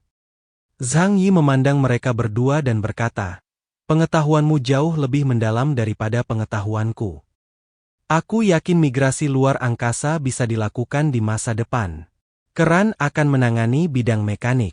Sedangkan untuk membangun ekosistem, KR akan bertanggung jawab. Lu Keren tiba-tiba menjadi bersemangat. Dia mengepalkan tinjunya dan berkata, "Hebat! Terbang ke luar angkasa dan membangun pesawat luar angkasa yang besar. Kakak, inilah yang selalu kuimpikan." Zhang Yi tersenyum dan berkata, "Katakan saja apa yang kau butuhkan. Baik itu material maupun orang, aku akan berusaha sebaik mungkin untuk memuaskanmu. Jika kota Tianhai tidak cukup, aku akan mencari Zhu Zheng." Dia tahu betapa sulitnya melakukan penerbangan. Jika Lu Keren bukan mutan, dia bahkan tidak akan berani mengajukan permintaan seperti itu. Lu Keren memikirkannya dan mengangguk hati-hati. "Jangan khawatir, kakak. Negeri Huasu telah menguasai teknologi kedirgantaraan yang sangat canggih. Tidak sulit untuk terbang ke luar angkasa dan mendarat di Mars atau bulan. Tapi aku tidak mau membangun sesuatu yang sesederhana itu. Kita bisa mempertimbangkan untuk membangun kapal induk besar dan menjelajah luar angkasa. Itu akan luar biasa." Semakin Lu Keren memikirkannya, semakin bahagia dia, dan bintang-bintang kecil mulai berkelap-kelip di matanya. Zhang Yi mengusap dahinya. Keselamatan nomor 1, perhatian, keselamatan nomor 1. Jika terjadi kesalahan di luar angkasa, 100 nyawa takkan cukup untuk terbuang sia-sia. Kekuatan manusia tidak ada apa-apanya dibandingkan dengan alam, dan di alam semesta yang luas, Ipsilon manusia bagaikan debu. Lu Keren menggaruk kepalanya dengan malu. "Baiklah, kakak." Dibandingkan dengan Lu Keren yang bersemangat, Youke KR sudah meletakkan dagunya di satu tangan dan mulai berpikir tentang cara membangun ekosistem. Kita perlu membangun sistem sirkulasi ekologis yang sempurna. Sebuah ekosfer harus lebih komprehensif dari itu. Semua rencana ekosfer dalam sejarah telah gagal. Tetapi kita memiliki kemampuan spasial Zhang Yi, yang dapat membawa persediaan dalam jumlah besar. Kemampuan orang-orang luar biasa lainnya juga dapat memecahkan banyak masalah yang menyusahkan. Dengan aku di sini, kau tidak perlu khawatir tentang masalah medis. Hal ini bisa dilakukan sampai batas tertentu. Tidak, aku masih perlu merencanakannya dengan matang. Memang sangat menantang. Melihat betapa seriusnya mereka berdua, Zhang Yi tersenyum lega. Dia berkata, "Lakukan yang terbaik. Targetkan kesuksesan, tapi jangan terlalu memaksakan diri. Tidak ada yang tahu seperti apa dunia di masa depan. Aku hanya sedang mempersiapkan diri." Selain itu, peradaban seperti negara Nash dan dunia bawah tanah lainnya dapat melestarikan api mereka, yang berarti bencana di akhir dunia tidak akan sepenuhnya memusnahkan peradaban. Mungkin ada cara lain untuk menghindarinya. Berpikir terlalu banyak hanya akan mendatangkan masalah pada diri sendiri, dan hal yang paling mendesak untuk dilakukan adalah meningkatkan kekuatan diri sendiri dan kekuatan rekan-rekan Anda sesegera mungkin. Dan, pelajari kebenaran sejarah. Youke KR mengangkat kepalanya, menatap Zhang Yi dengan serius dan berkata, "Zhang Yi, jika masa depan benar-benar penuh dengan risiko yang tidak pasti, aku punya saran." "Oh, saran apa?" Zhang Yi bertanya dengan rasa ingin tahu. Youke KR berkata, "Kita sekarang terisolasi dari pasukan lain. Kita tidak mempercayai orang-orang dari dunia luar, bahkan mereka yang berada di pangkalan-pangkalan utama yang sudah kita kenal dan mereka yang berada di kota Blizzard. Jadi, kita berusaha meminimalkan kontak dengan mereka. Kalian tidak akan terlibat dalam urusan kota Blizzard. Bahkan 3 markas utama akan diserahkan kepada manajemen mereka sendiri. Tapi sekarang situasinya sudah berubah. Situasi kita tidak sepenuhnya aman. Jadi maukah kamu mencari bantuan dari orang lain?" Zhang Yi berkedip dan terdiam. Pinjam kekuatan mereka ya? Apa yang dibicarakan Youke KR bukanlah sesuatu yang sederhana. melainkan kerjasama dengan orang lain. Itu berarti akan ada lebih banyak persimpangan. Aku sudah mulai bekerja sama dengan keluarga Deng. Ini dianggap kemajuan. Zhang Yi berkata sambil tersenyum. Yau Ke menggelengkan kepalanya dan berkata kepada Zhang Yi, kamu harus memiliki kekuatanmu sendiri. Dia merentangkan tangan kanannya dan menganalisanya dengan saksama, sementara Zhang Yi dan Lu Keren mendengarkan dengan penuh perhatian. Misalnya, jika kita benar-benar ingin melaksanakan rencana imigrasi makhluk luar angkasa, kita akan membutuhkan banyak tenaga kerja dan sumber daya material. Kita selalu suka mengandalkan kemampuan sendiri karena sulit mempercayai orang lain. Namun, ketika suatu hari kita benar-benar dalam bahaya, ada kekuatan besar dalam jumlah. Jadi, aku pikir kita harus menggunakan sumber daya tambahan yang kita miliki untuk melatih beberapa orang yang dapat dipercaya. Zhang Yi bertanya, maksudmu 3 pangkalan utama? Yau Ke benar.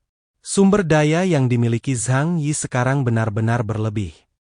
Lebih dari 20% urat Yuanxi, jika energi itu diberikan ke kota Blizzard, itu akan cukup untuk mendukung penggunaan jutaan orang selama beberapa dekade. Berapa banyak orang dalam kelompok Zhang Yi?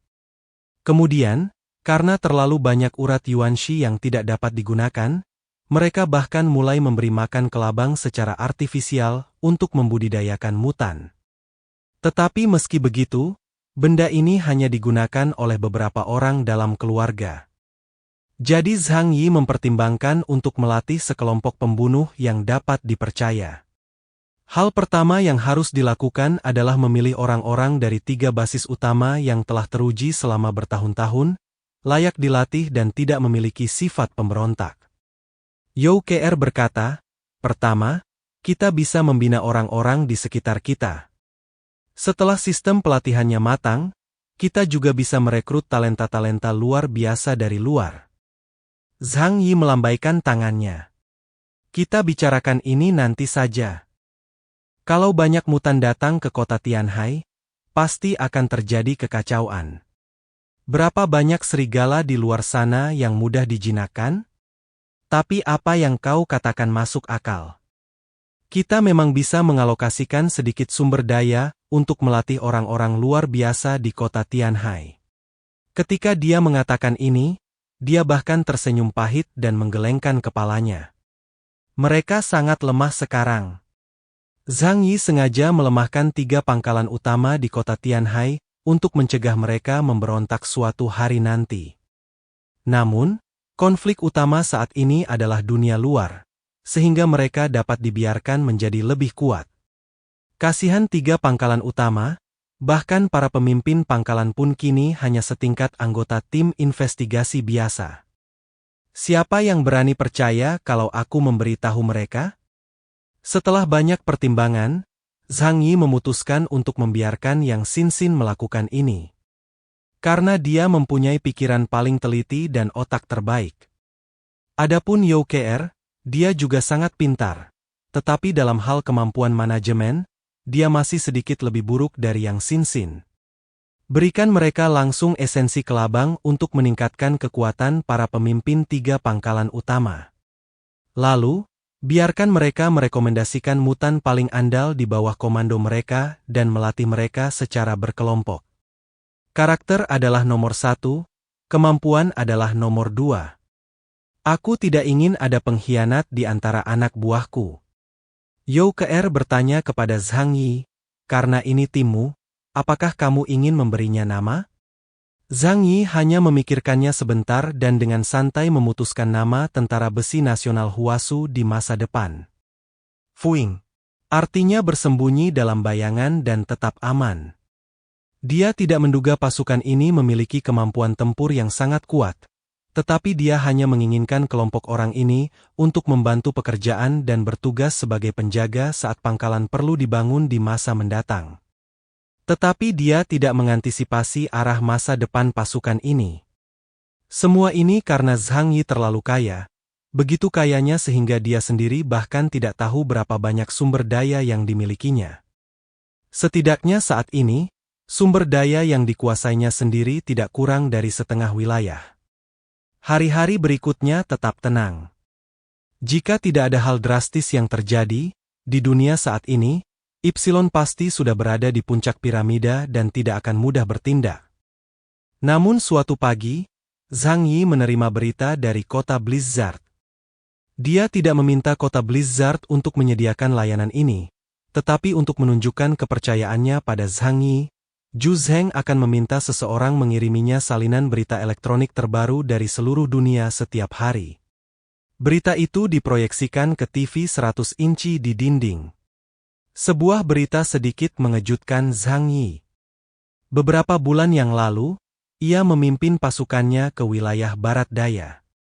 Saat itu, terjadi perubahan aneh di lembah kabut Pulau Bintang, dan kabut tebal menyebar hingga ratusan kilometer. Fenomena abnormal ini juga membuat Zhang Yi gelisah sejenak. Kemudian, saat ia memasuki negara Nash, ia pada dasarnya dapat memastikan bahwa memang ada peradaban kuat serupa di bawah Pulau Bintang. Saat itu, beberapa kekuatan besar di daerah sekitarnya mengirim orang untuk menyelidiki. Ini termasuk wilayah Laut Cina Timur.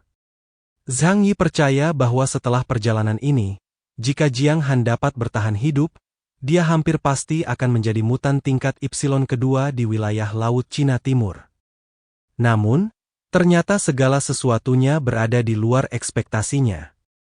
Karena menurut intelijen, Ipsilon kedua di wilayah Laut Cina Timur memang telah lahir. Namun orang itu bukan Suzaku.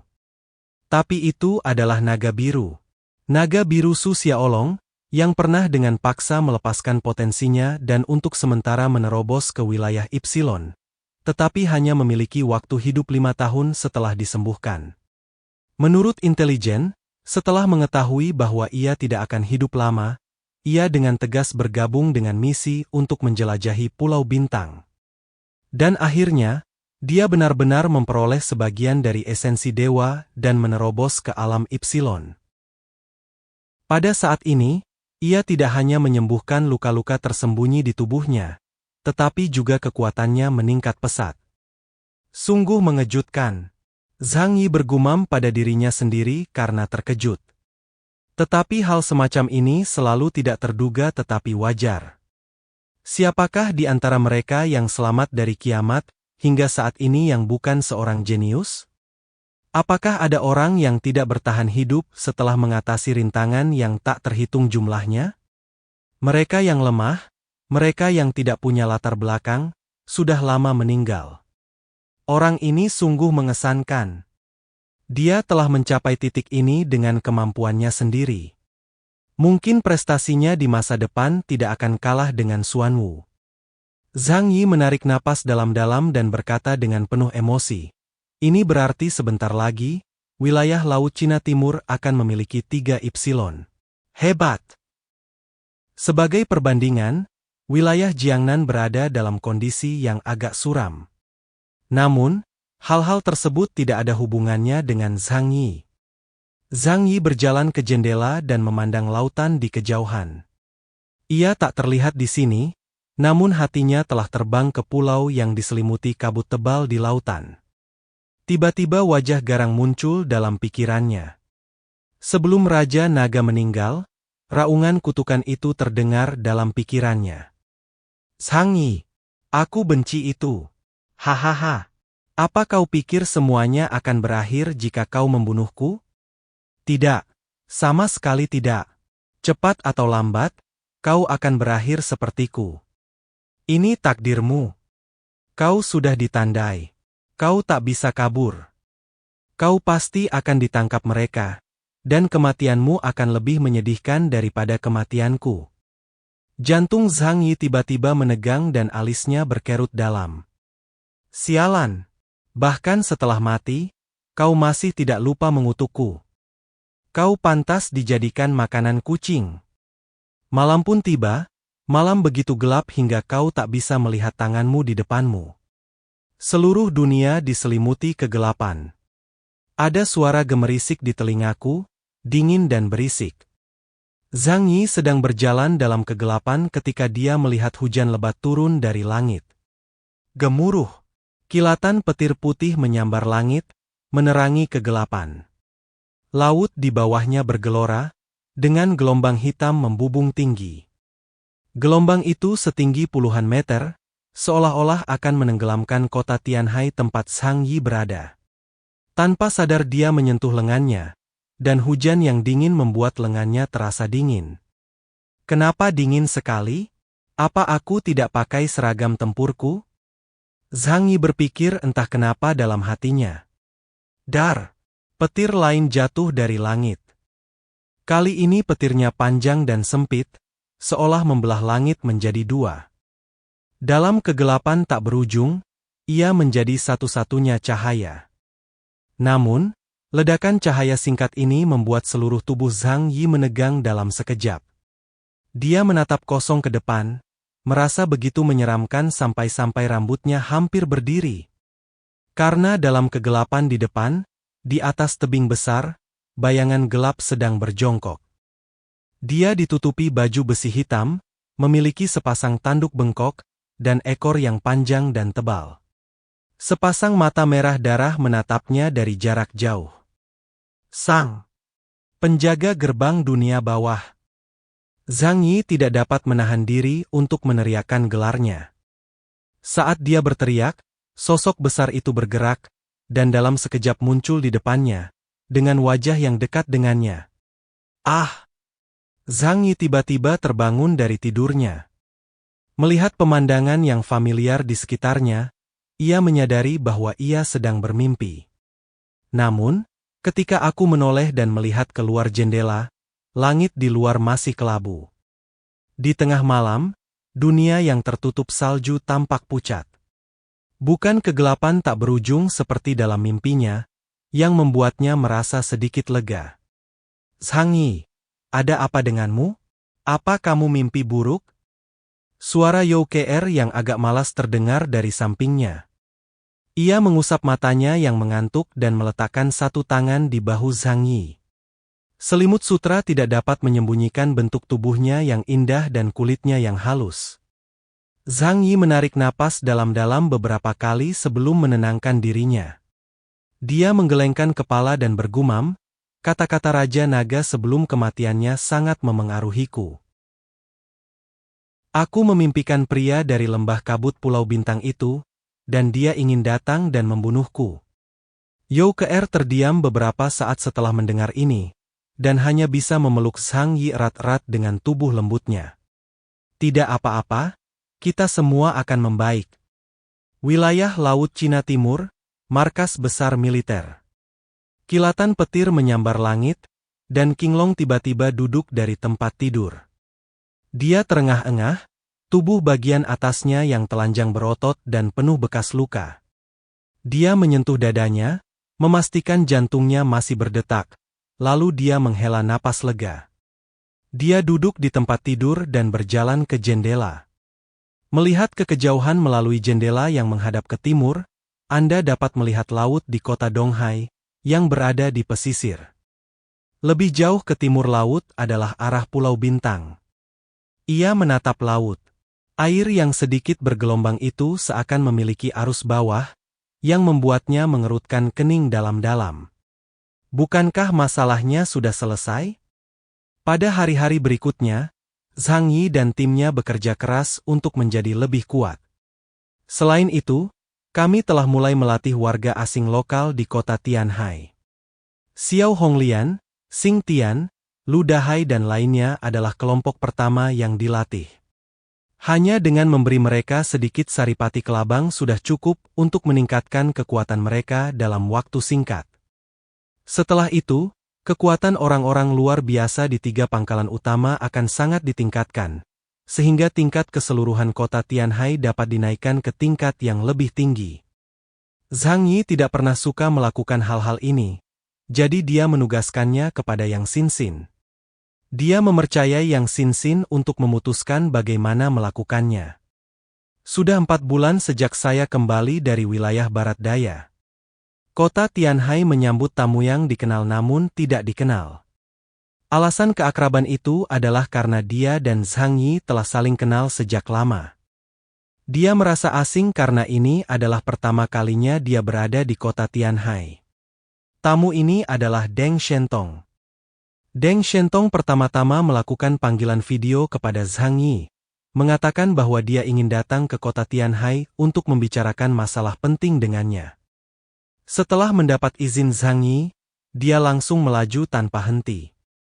Dia tidak naik kereta khusus ke kota Blizzard, yang membuat Zhang Yi merasa sedikit aneh. Ini menunjukkan bahwa Deng Shentong tidak datang atas nama kota Blizzard, tetapi memiliki tujuan pribadi. Zhang Yi memiliki hubungan baik dengan keluarga Deng. Di masa lalu, mereka telah banyak membantu Zhang Yi, dan Zhang Yi juga berinvestasi di Deng Technology, sehingga ia bisa mendapatkan hasil penelitian langsung dari keluarga Deng. Kedua belah pihak mendapat keuntungan darinya. Jadi pagi itu, mobil Deng Shentong berhenti di depan gerbang Yun Kue Manor. Dia masuk ke villa dan langsung mengungkapkan perasaannya. Hidupmu di sini bahkan lebih nyaman daripada hidup seorang kaisar. Bahkan hidup pamanku pun tidak senyaman hidupmu. Zhang Yi tersenyum dan mengundangnya untuk duduk di sofa. Semuanya bergantung pada kekuatan dan sumber daya yang memadai. Tapi aku agak terkejut kau datang kepadaku. Yau Kr membawa 2 cangkir kopi panas dan kemudian mundur dengan bijaksana. Saat para lelaki sedang berbicara satu sama lain, dia tidak akan berdiri di pinggir kecuali diberi instruksi khusus. Bahkan hantu pun bisa melihat bahwa Deng Shentong tidak datang sebagai tamu, tetapi ada sesuatu yang sangat penting untuk diberitahukan kepadanya. Deng Shentong duduk di sebelah Zhang Yi, menyesap kopi yang diseduh Yau Kr, lalu berkata sambil tersenyum, "Aku tidak akan datang ke sini tanpa alasan. Kali ini, aku datang untuk membicarakan sesuatu yang sangat penting denganmu." Zhang Yi meliriknya dan berkata, "Katakan saja terus terang. Kau tahu aku bukan orang yang suka bertele-tele." Deng Shentong tidak terburu-buru berbicara, tetapi mengeluarkan kotak besi dari tubuhnya dan kemudian dengan hati-hati membukanya di depan Zhang Yi. Di dalamnya ada selembar kertas menguning yang tampaknya cukup tua. Deng Shentong mengambilnya perlahan dengan tangannya dan menyerahkannya kepada Zhang Yi. "Lihatlah benda ini terlebih dulu." Zhang Yi sekilas menyadari adanya jejak kekuatan supranatural pada kertas itu. "Apa ini?" Dia mengambil kertas itu dengan hati-hati dan memang merasakan sedikit kekuatan supranatural terkandung di dalamnya. Kertas tersebut tampaknya telah melewati ratusan tahun, dan aksara tradisional Cina masih digunakan di atasnya. Tetapi dapat dilihat bahwa sejarahnya tidak terlalu panjang. Karena Zhang Yi masih bisa mengenali beberapa kata di dalamnya. "Apa?" Zhang Yi menatap Deng Shentong dan bertanya. Deng Shentong berkata kepadanya dengan serius, "Sisa kekuatan supernatural di atas berasal dari manusia purba 600 tahun yang lalu. Jadi, di zaman kuno, mutan sudah muncul di dunia ini." Zhang Yi terdiam sesaat, lalu tertawa. "Ini bukan berita. Mutasi biologis adalah proses yang berkelanjutan. Meskipun di masa lalu mutasi tidak seramai sekarang, kemunculan 1 atau 2 individu dengan kemampuan khusus dalam populasi biologis yang besar masih merupakan hal yang normal." Deng Shentong tersenyum tipis, "Tapi kalau kau tahu namanya, aku rasa kau tidak akan setenang ini." "Oh, kalau begitu, siapa dia?" Zhang Yi mengangkat alisnya, dengan sedikit ekspresi geli di matanya. Deng Shentong berkata, "Nama pria itu Wang Shouren. Semua orang memanggilnya Wang Yangming." Mendengar nama ini, ekspresi Zhang Yi menjadi lebih serius. Di antara masyarakat negeri Huasu, hampir tidak ada orang dengan tingkat pendidikan tertentu yang tidak mengenal Wang Yangming. Dia adalah pendiri sekolah pikiran, dan dianggap oleh seorang guru 100 tahun yang lalu sebagai salah satu dari 2,5 orang suci dalam sejarah kerajaan Huasu. Karena berhasil mencapai 3 prestasi besar dalam hidupnya, yaitu menegakkan kebajikan, berprestasi, dan membuat pernyataan, maka beliau sangat disegani oleh banyak sekali orang. "Apakah kau mengatakan bahwa Wang Yangming adalah orang yang luar biasa saat itu?" Deng Shentong berkata dengan tenang. Itu tercatat jelas dalam buku-buku sejarah. Saat itu, Wang Yangming mencapai pencerahan di Longchang. Larut malam, ia tiba-tiba menyadari bahwa hati adalah akar dari segala sesuatu. Ia juga mengusulkan, jalan orang bijak adalah bahwa hakikat kita mandiri. Mereka yang mencari kebenaran dari berbagai hal keliru. Lalu pikirannya menjadi jernih dan ia merasa segar kembali. Ia melolong panjang, yang bergema hingga puluhan mil dan berlangsung selama setengah jam penuh. Dulu banyak orang yang menduga penglihatan seperti itu dibuat-buat. Namun kini tampaknya ia telah melampaui batas mentalnya dan menjadi pribadi yang luar biasa. Deng Shentong menunjuk ke halaman kertas. Ini bukti terbaik. Zhang Yi dapat merasakan hembusan waktu di atas kertas, dan ini tidak palsu. Wang Yangming. Zhang Yi menjadi penasaran. Lalu bagaimana jika tokoh-tokoh terkemuka dalam sejarah itu adalah orang-orang yang luar biasa? Aku rasa ini bukan sesuatu yang istimewa. Jadi, apa yang ingin kau katakan kepadaku? Deng Shentong menunjuk ke halaman kertas. Bisakah kau mengerti kata-kata di situ? Tentu saja Zhang Yi bisa memahaminya. Jika tidak, sistem cerdas dapat menerjemahkannya. Data membanjiri pikirannya dan dia menganalisisnya dengan cermat.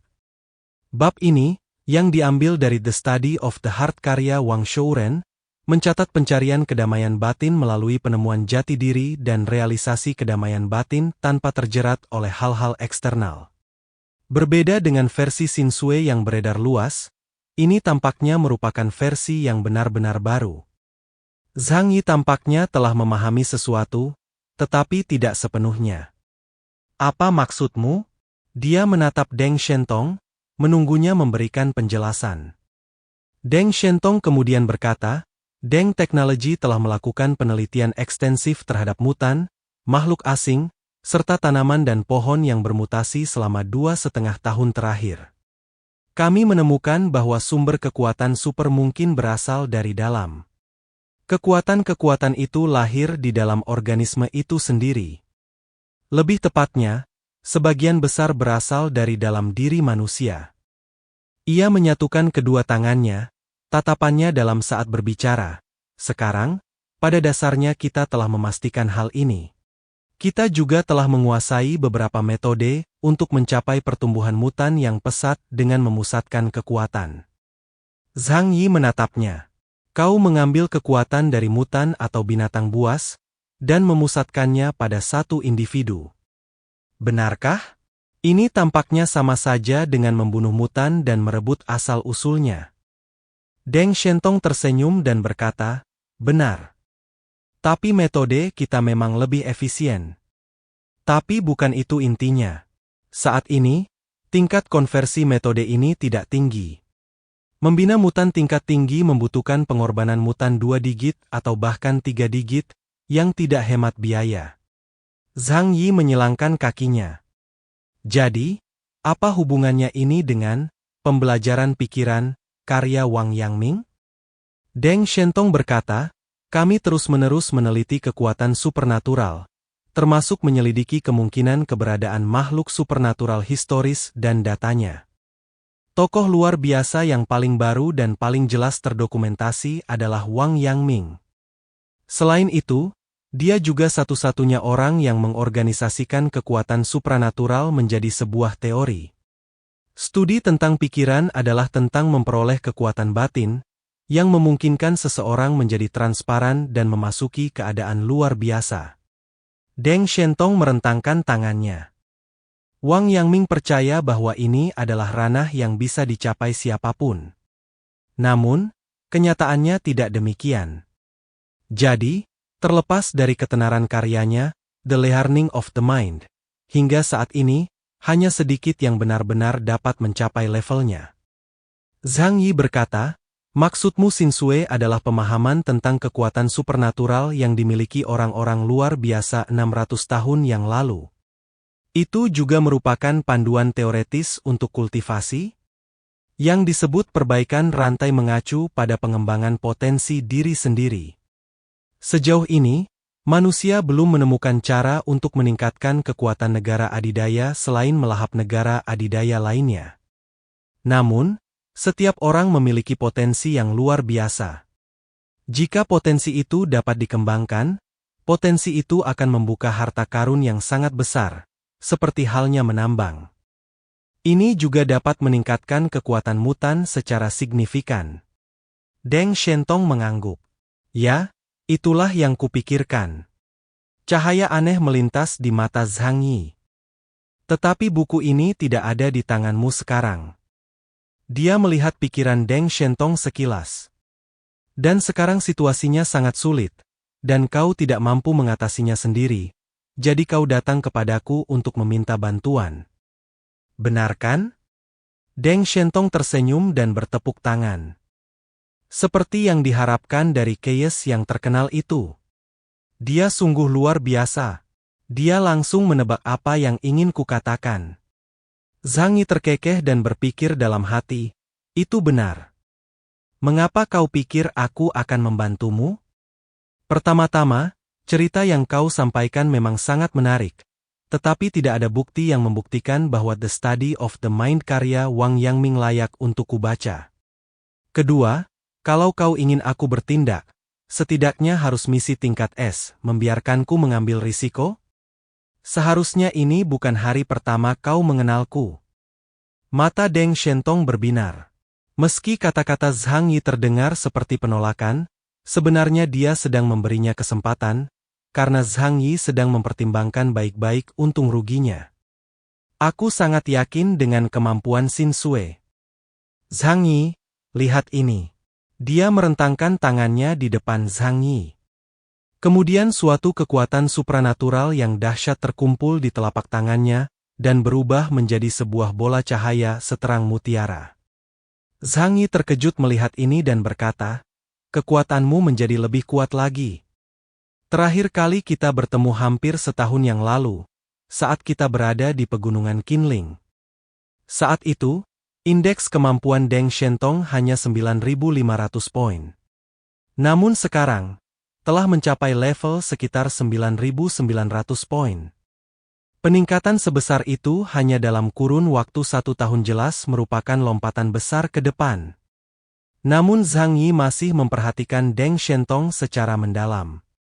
Hanya mengandalkan potongan halaman Xin Sui ini? Apa kau pikir aku akan percaya omong kosong seperti itu? Deng Shentong menarik kekuatannya dan menggelengkan kepalanya. Tidak karena hal ini. Itu semua berkat seorang wanita.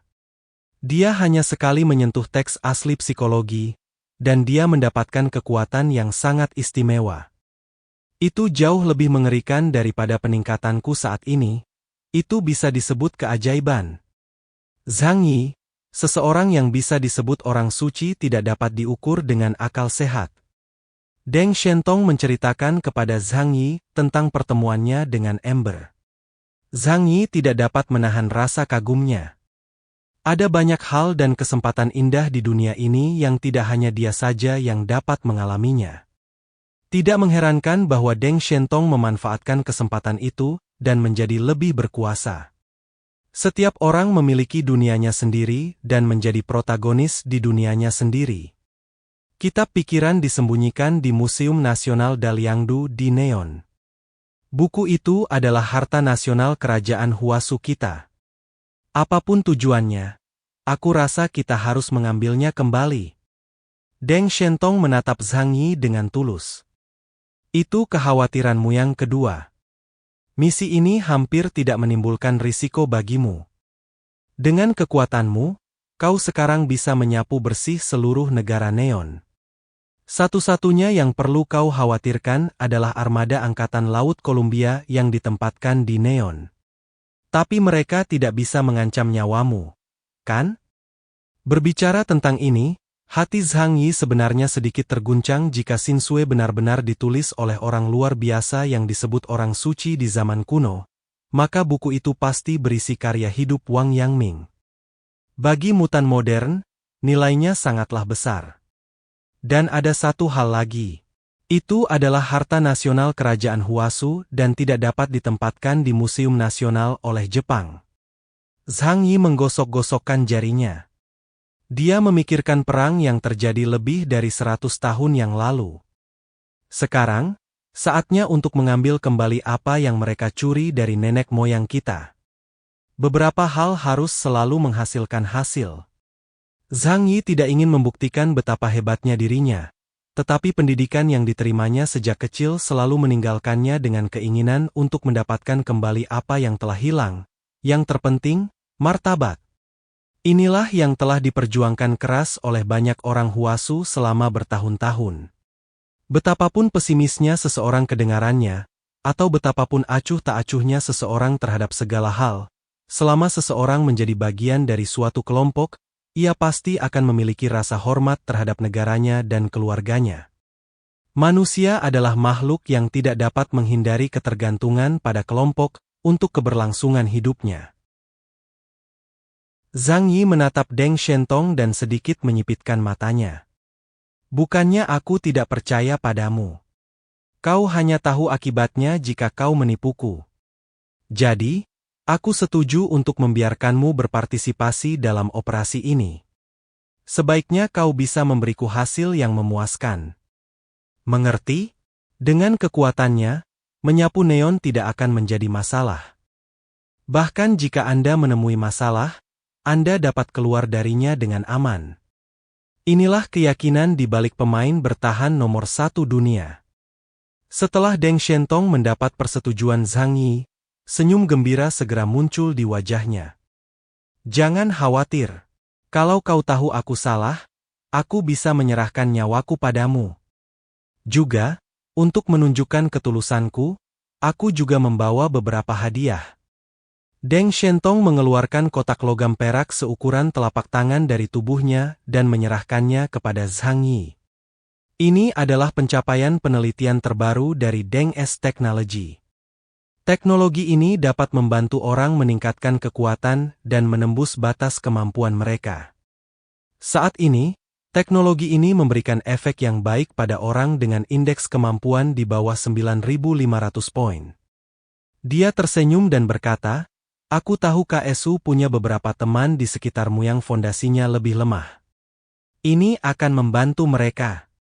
Sebuah cahaya melintas di mata Zhang Yi, lalu dia tersenyum dan mengangguk untuk menyingkirkannya. Itu tentu sangat berguna untukku. Bakat Fatisu dan Paman Yu relatif rendah di antara anggota faksi petarung. Alasan mereka mampu menembus 9.000 poin, adalah karena Zhang Yi menggunakan saripati kelabang dalam jumlah besar, tanpa mempedulikan biayanya. Namun berdasarkan situasi saat ini, batas atas seumur hidup mereka mungkin kurang dari 9.500 poin. Kecuali dia memberi mereka pecahan esensi dewa di masa depan, Zhang Yi tidak punya cara lebih baik untuk meningkatkan kekuatan mereka. Namun esensi dewa sangatlah berharga dan tidak mudah untuk diperoleh. Zhang Yi sangat menyukai obat yang dikirim Deng Shentong. Buat saja rencana tindakan dan berikan padaku. Kau yang putuskan kapan berangkat dan bagaimana melanjutkannya. Aku yang akan menjalankannya. Zhang Yi berkata pada Deng Shentong. Dia selalu membenci masalah. Deng Shentong mengangguk. Tentu saja. Aku akan mengatur semuanya dan mengirimkan informasinya kepadamu ketika saatnya tiba. Zhang Yi mengundang Deng Shentong untuk makan siang, tetapi Deng Shentong melambaikan tangannya untuk menolak. Aku harus kembali dan menyusun rencana pertempuran sesegera mungkin. Harta nasional ini dalam bahaya jika tetap berada di tangan Jepang, bahkan untuk 1 hari saja. Jika ada di antara mereka yang mengetahui harta karun itu dan menemukan rahasianya, itu bukan kabar baik bagi kita. Mau Mu. Setelah Zhang Yi mengirim Deng Shentong pergi, dia menceritakan masalah ini kepada teman-temannya di rumah. Ketika Paman Yu mendengar bahwa Zhang Yi berencana pergi ke Neon, dialah orang pertama yang merasa gembira. Dia membanting meja dengan keras, memamerkan giginya dan berkata, Zhang Yi, kau harus membiarkanku lolos kali ini. Beri pelajaran pada Neon kecil. Zhang Yi tersenyum dan berkata, gampang. Kekuatan tempur Neon telah menurun drastis. Sejak pertempuran di Pulau Bintang lebih dari setahun yang lalu, pasukan papan atas mereka hampir musnah seluruhnya. Kekuatan yang tersisa tidak lagi cukup untuk melawan tim sekelas kita. Tapi kita tidak boleh gegabah. Aku ingat Neon merilis Ipsilon baru. Apa namanya? Dia menatap Yang Xin-Xin. Yang Xin-Xin berkata dengan tenang, anak jahat. Ini jelas bukan nama aslinya, mungkin nama samaran atau semacamnya. Orang-orang di Jepang memang suka memberi diri mereka julukan yang mengintimidasi. Misalnya, betapa malangnya Serizawa, Raja Binatang Buas. Zhang Yi bersandar di sofa. Apakah kita punya informasi tentangnya? Yang Xin-Xin menggelengkan kepalanya. Tidak banyak. Yang kami tahu hanyalah mereka berhasil menyatukan Jepang sepenuhnya setahun yang lalu. Organisasi yang dipimpin oleh bocah jahat itu disebut. Mengenai kekuatan dan kemampuannya, tidak ada informasi sama sekali. Lagi pula, begitu Ipsilon lahir, mudah untuk menyapu seluruh area. Zhang Yi berkata, meskipun Ipsilon yang baru dipromosikan itu kuat, kekuatannya masih dalam jangkauan prediksi kami. Di pihak kami memiliki 2 Ipsilon dan 1 petarung setingkat kuasi Ipsilon. Senyum bangga muncul di bibir Zhang Yi. Melihat timnya yang sekarang kuat, dia tentu merasa bangga. Tim ini dibesarkan olehnya sendiri. Belum lagi dia sekarang adalah mutan setingkat Black Chariot dengan indeks kemampuan 20.000 poin. Kalau dilihat dari keseluruhan planet, ini luar biasa. Selain Houtu dan sejenisnya, monster yang dibudidayakan oleh beberapa kekuatan besar dengan mengorbankan seluruh sumber daya nasional mereka, hampir tidak ada manusia di dunia ini yang dapat mengancamnya. Setelah mendengar keseluruhan cerita, semua orang berpikir bahwa perjalanan ke Neon ini tidak akan berbahaya.